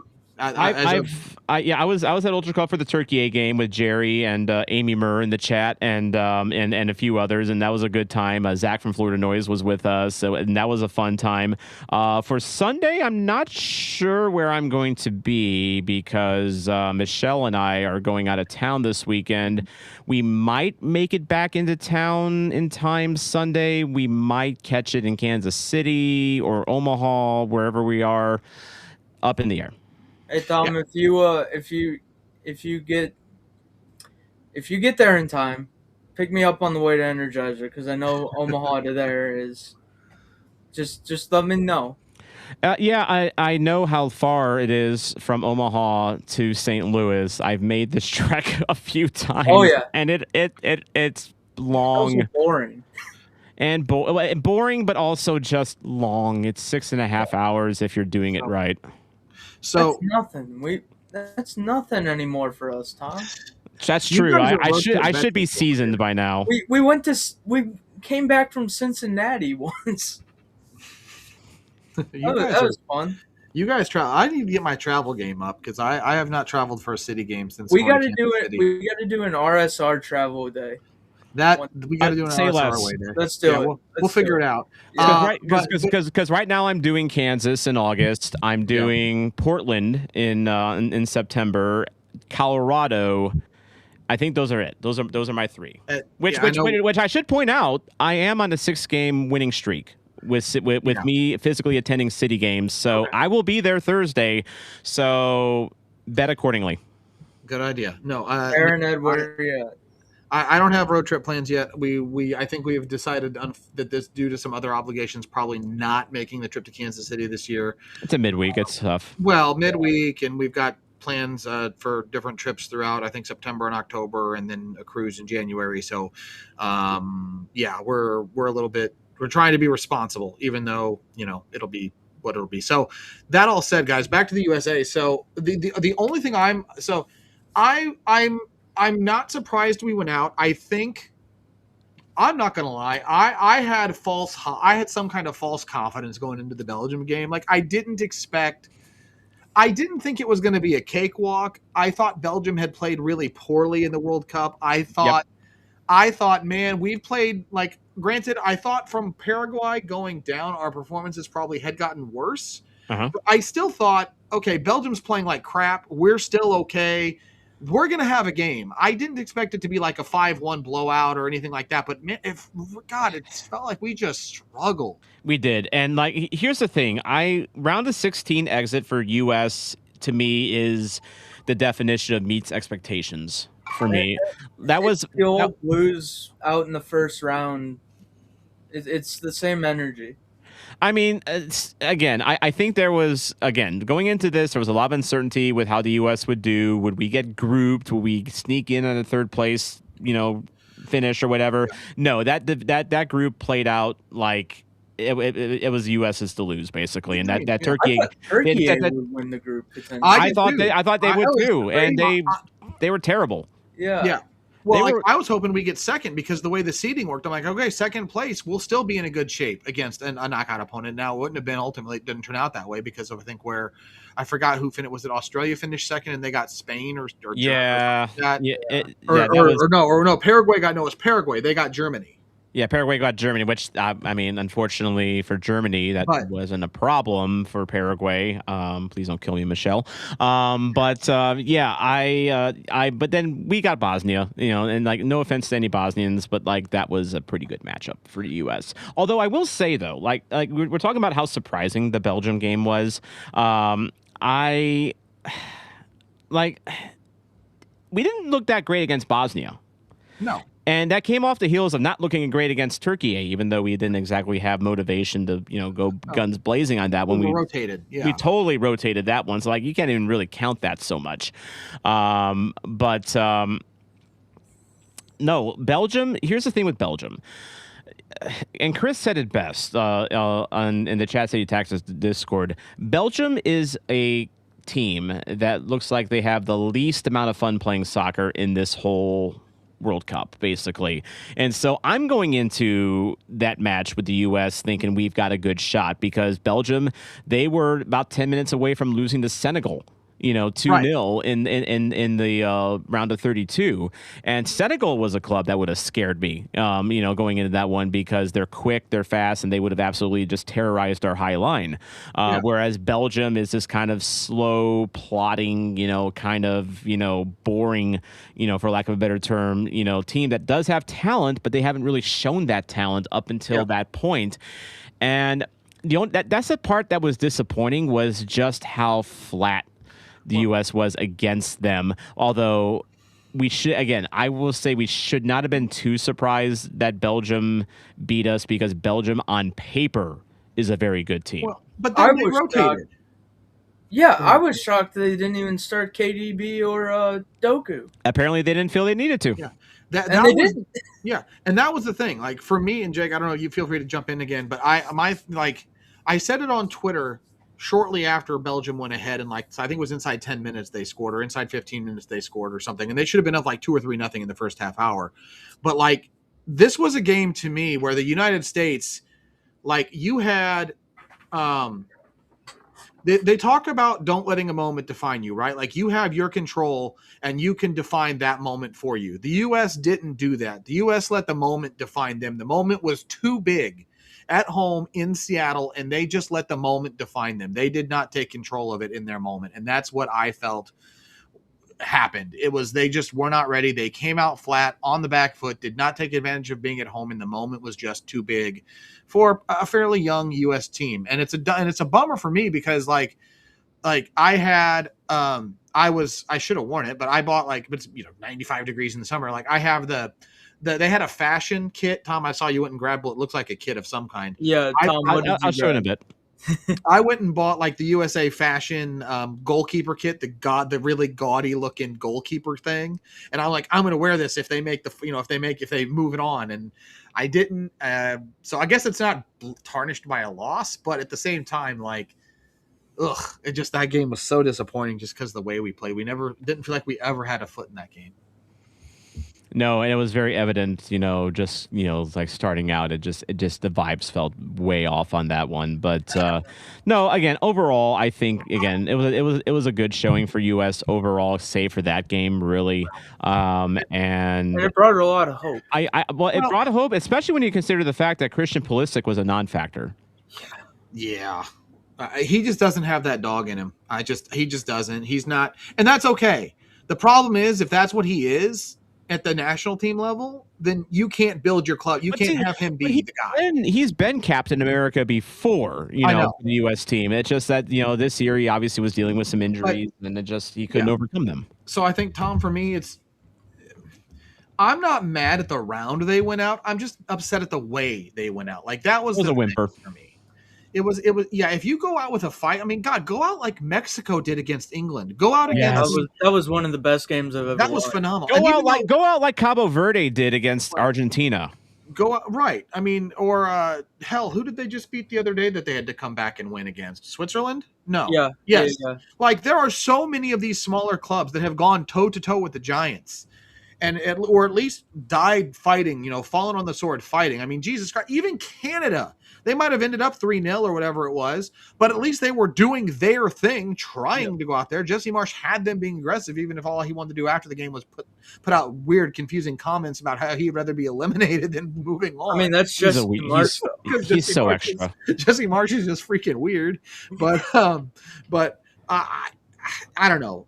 We'll see. I'll be curious to see what this impact has on the game in the United States. Just overall, the World Cup, the United States having a mildly successful run.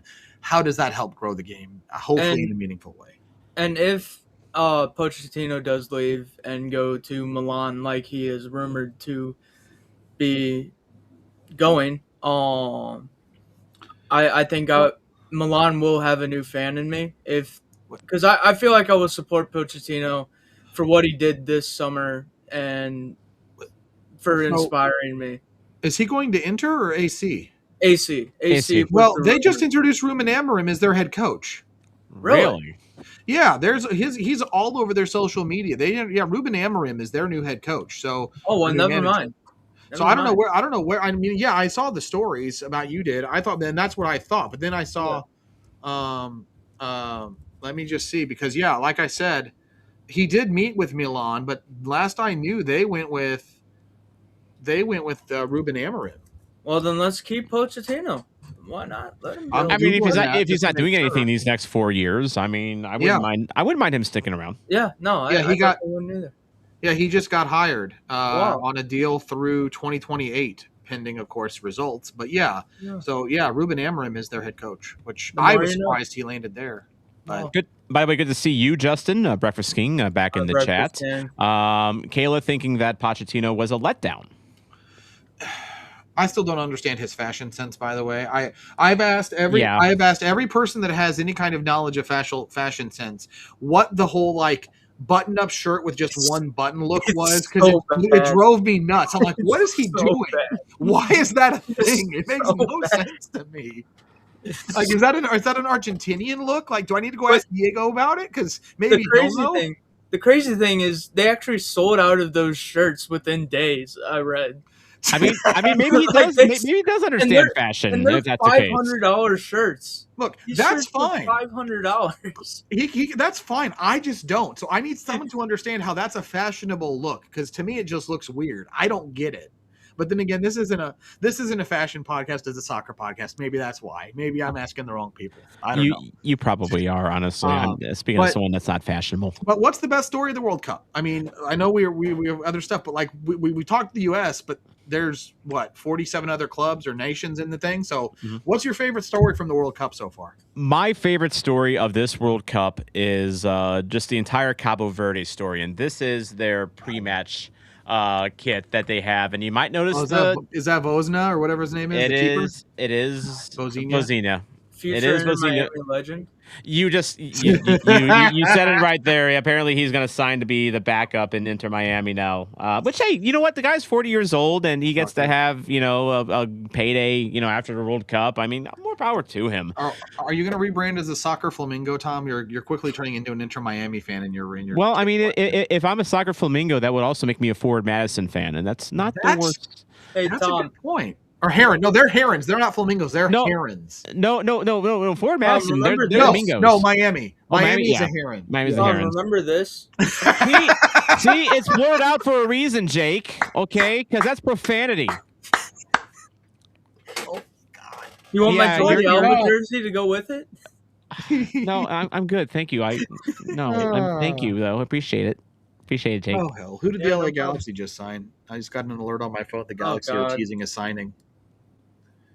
I don't want Get off your phone, Jeremy. I buzzed. I'm sorry. Whoa, buzzed. Whoa, nice. Anywho, no. So we're on the Cabo Verde. I would definitely say Cabo Verde just because. And although I will say this, and this isn't like a humble brag or anything like that, but I'm weird, and I watch AFCON because it's just the most deranged tournament in soccer every single year, and just the absolute chaos that happens in it.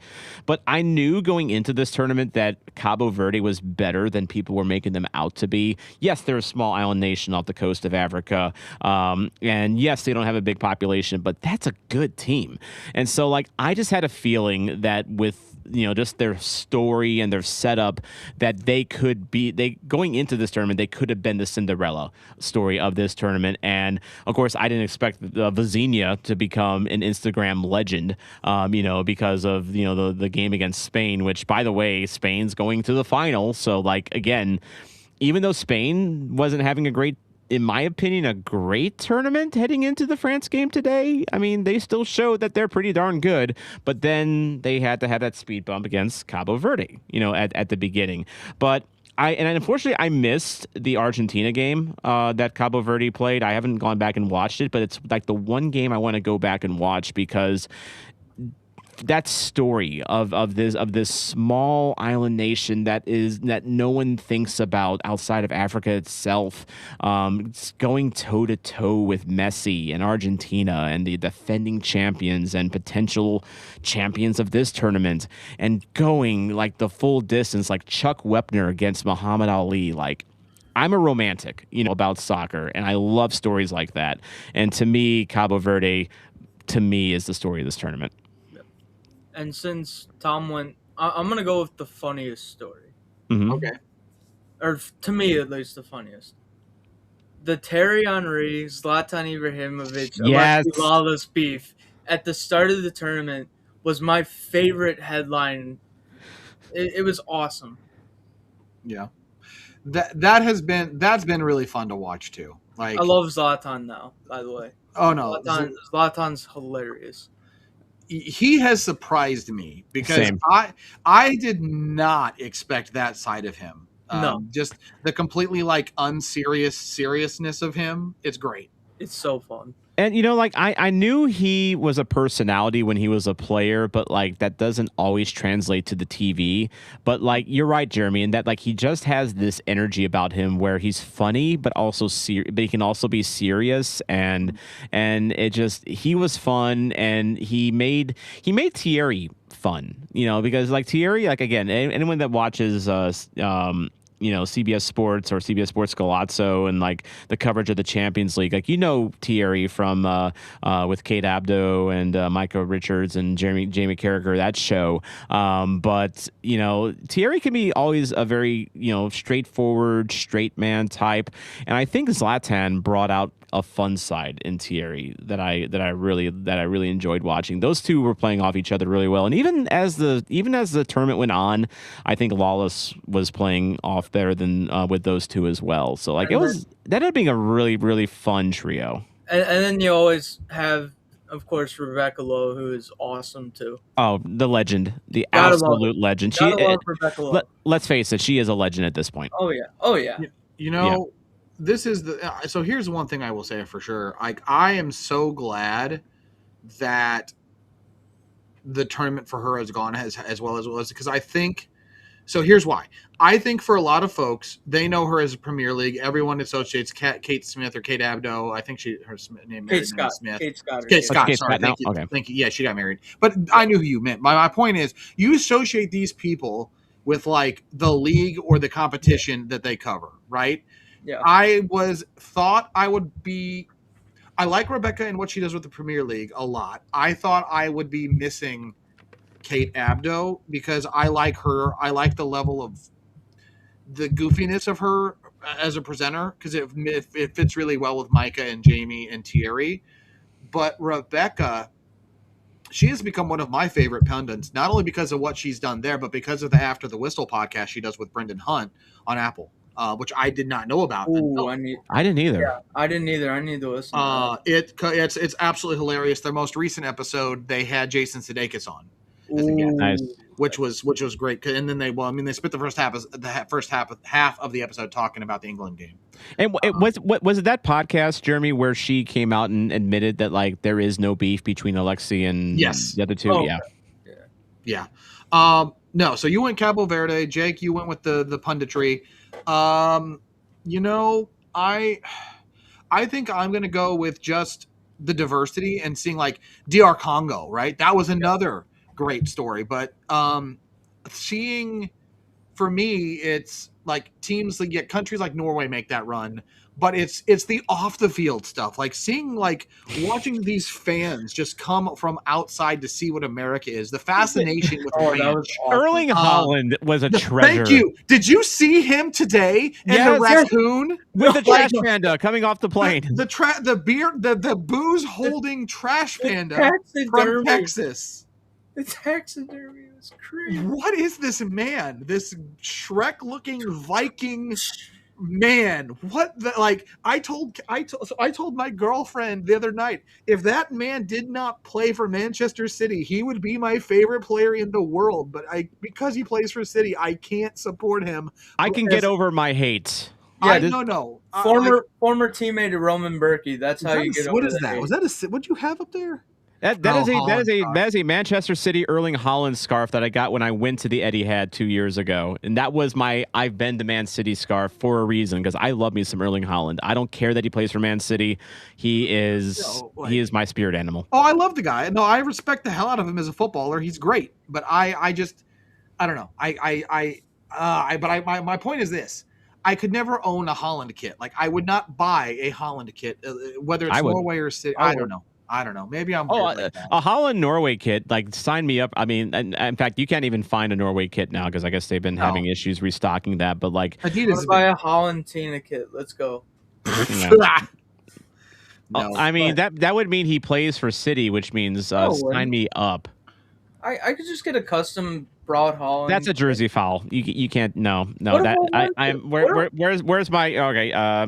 That's a yellow card on you, Jake. Like, yeah. Oh my God, Kayla, I forgot all about Zlatan's moment. So the Jake you mentioned where he said he's like I was employee of the month after a week. After a month, I've been named president of Fox, and now in a year I'll be named president of the U.S.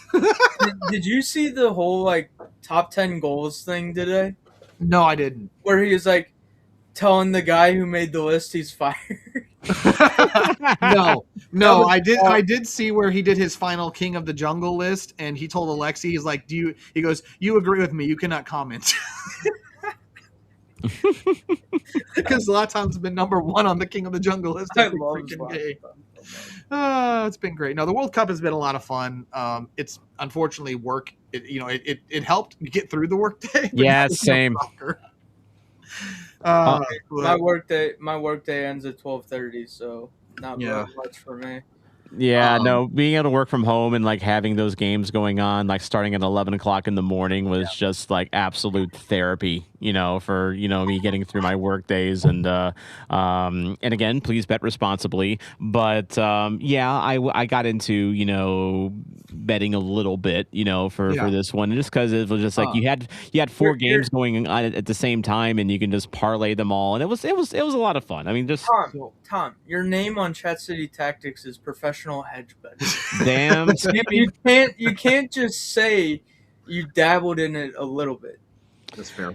Yes, because again, it's a rookie move if you're gambling and you're not at least hedging your bet with the draw, because so many draws happen in soccer.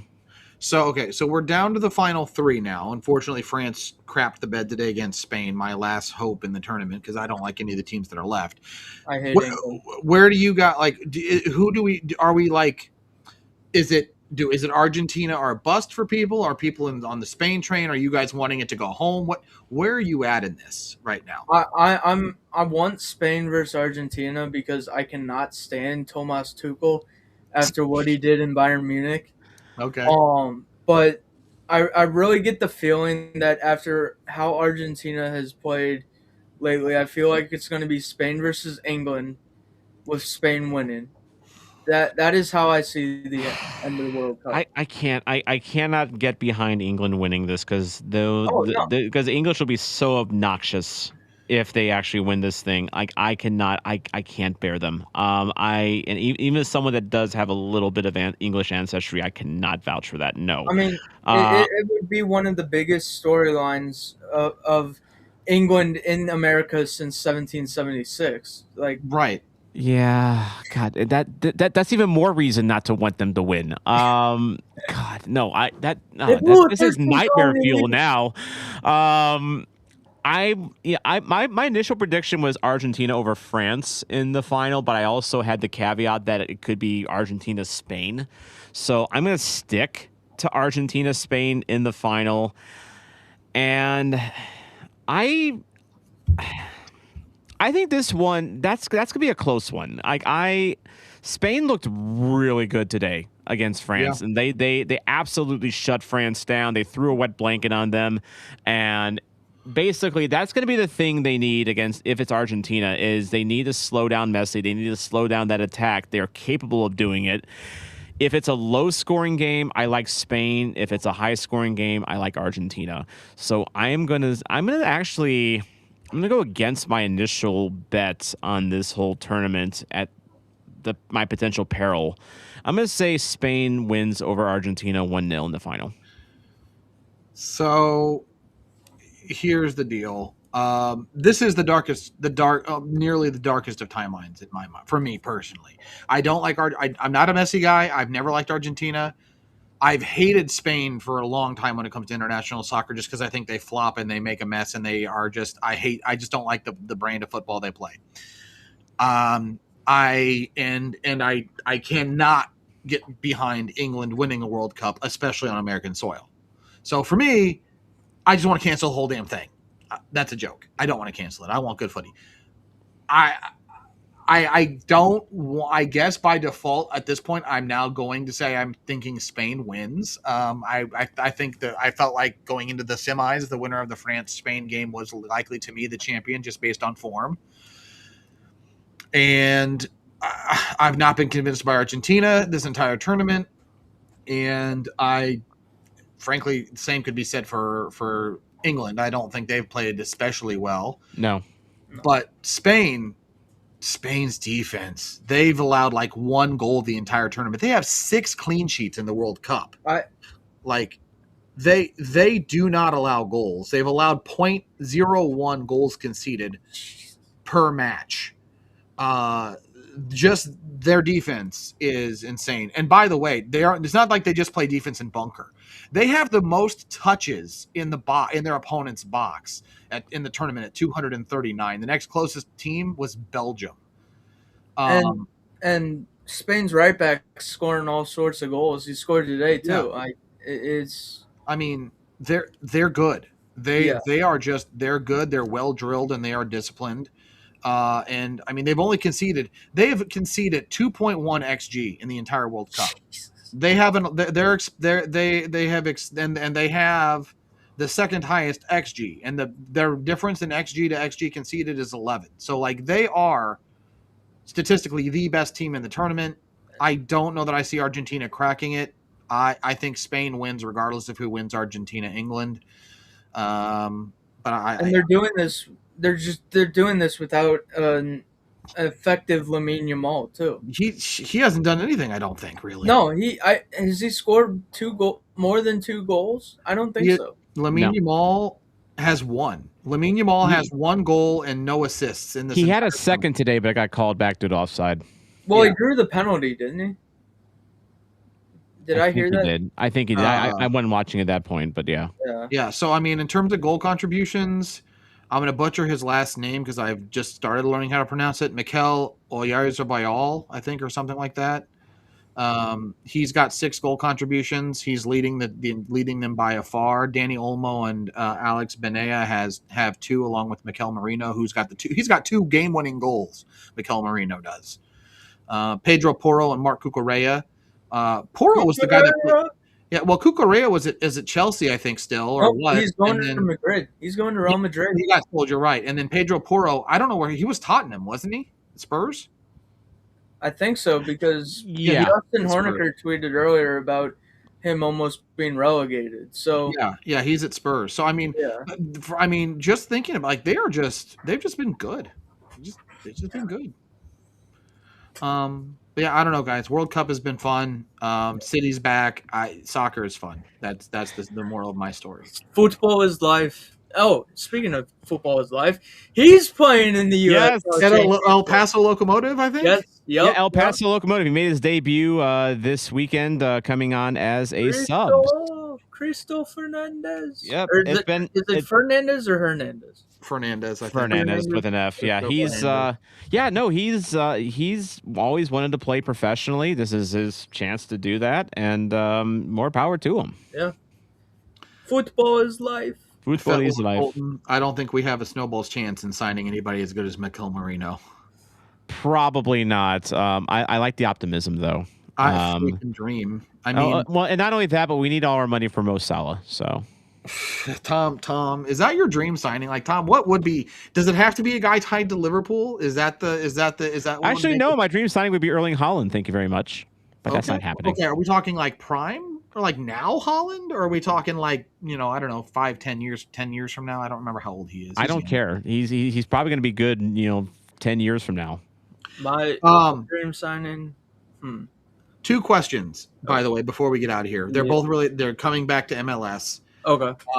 And they're both actually, I think they're both related to the Columbus Crew, which is an odd circle away back from Corey Wray, because wasn't Corey with the Columbus, right? Yes. Yeah. Yep. So it's really weird to come full circle. But anyway, first question. Did you see the video of Columbus Crew and their supporters trying to steal the Norway row? Yes. What the hell? Just let Norway have their thing. They're not Vikings. We're not going to crew. Like, I love the crew, but crew. No, stop that. So bad crew, bad. Hey, now we do the Viking clap, before our games. Yeah, but at least we started that when Thor was here. Yeah, true. That's true. We had an Icelandic player that we did. And we have Totland. We have Totland and Wall in the Norway regions. There are going to be 3 Norwegians in the game this weekend. We've got Tots, and then I think the SKC has 2 of them. I think so. There's going to be 3 Norwegians. Wallum's Norwegian. Or no, we have 2 of them. I'm sorry. Yeah, It's Wallum, Tots, and then they have somebody. They're one of their midfielders is Norwegian. But anyway, the other thing with the crew, not to end on a bad note, but Tom, you and I have talked a lot about the scarf and box we got this year as a season ticket holder. Did you see what the crew is doing? What the crew are doing for their season ticket holders, giving them an option to choose like custom gear, shoes, like multiple different kinds of shoes from Adidas or a jacket. Like, what are we doing? I saw that. This is one of those moments, Jeremy, where if I speak, I'm in big trouble. So I am gonna just let my seething anger over our club's treatment of its season ticket holders just go silence. Hey, we got the Yetis for an extra half a season. Yay! So that's good, right? Yeah, our totally safe, fully metal Yetis. That are much more safe than reusable water bottles. Totally. Well, yeah. So I don't know, guys, but soccer's back. I know that's never really left with the World Cup, but City is back. I'm excited. City is back, and we got some Red Hot Riplets food to eat on Thursday. So I got to get down there and get a scarf. They will start selling those. Like those will be actually on sale on game day itself. I checked last week and they didn't have them yet. So they threw out in the know before you go email. They are not in Pavilion. They are being sold on a Red Hot Riplets pop up on Lufew's Plaza. Okay. So I'm gonna hit that up. I may try to get one of the kits. I haven't decided yet. I was gonna say if you can grab me a kit, I'll pay you back. Yeah. Same. I'll see. Or no, don't even give me a kit. Just give me a scarf and I'll pay you back. Yeah, I'm gonna try Red Hot Smoke Rising. Okay, all right. Cool. Red Hot Smoke Rising. I love that. You know what? That's our rebrand. We're gonna rebrand that. Come back next week for a logo on a potato chip. Yes. All righty, guys. It's great hanging out with you guys once again. We went 2 hours tonight because, when you don't podcast for about a week and a half, you have things to say. So I love you guys. So price of the kit, I'd imagine it's going to be somewhere between 65 and 70. I think that's what or at least 50. That's what the T-Ravs one was. Gotcha. Yeah. All righty. Have a good night, everyone. Bye.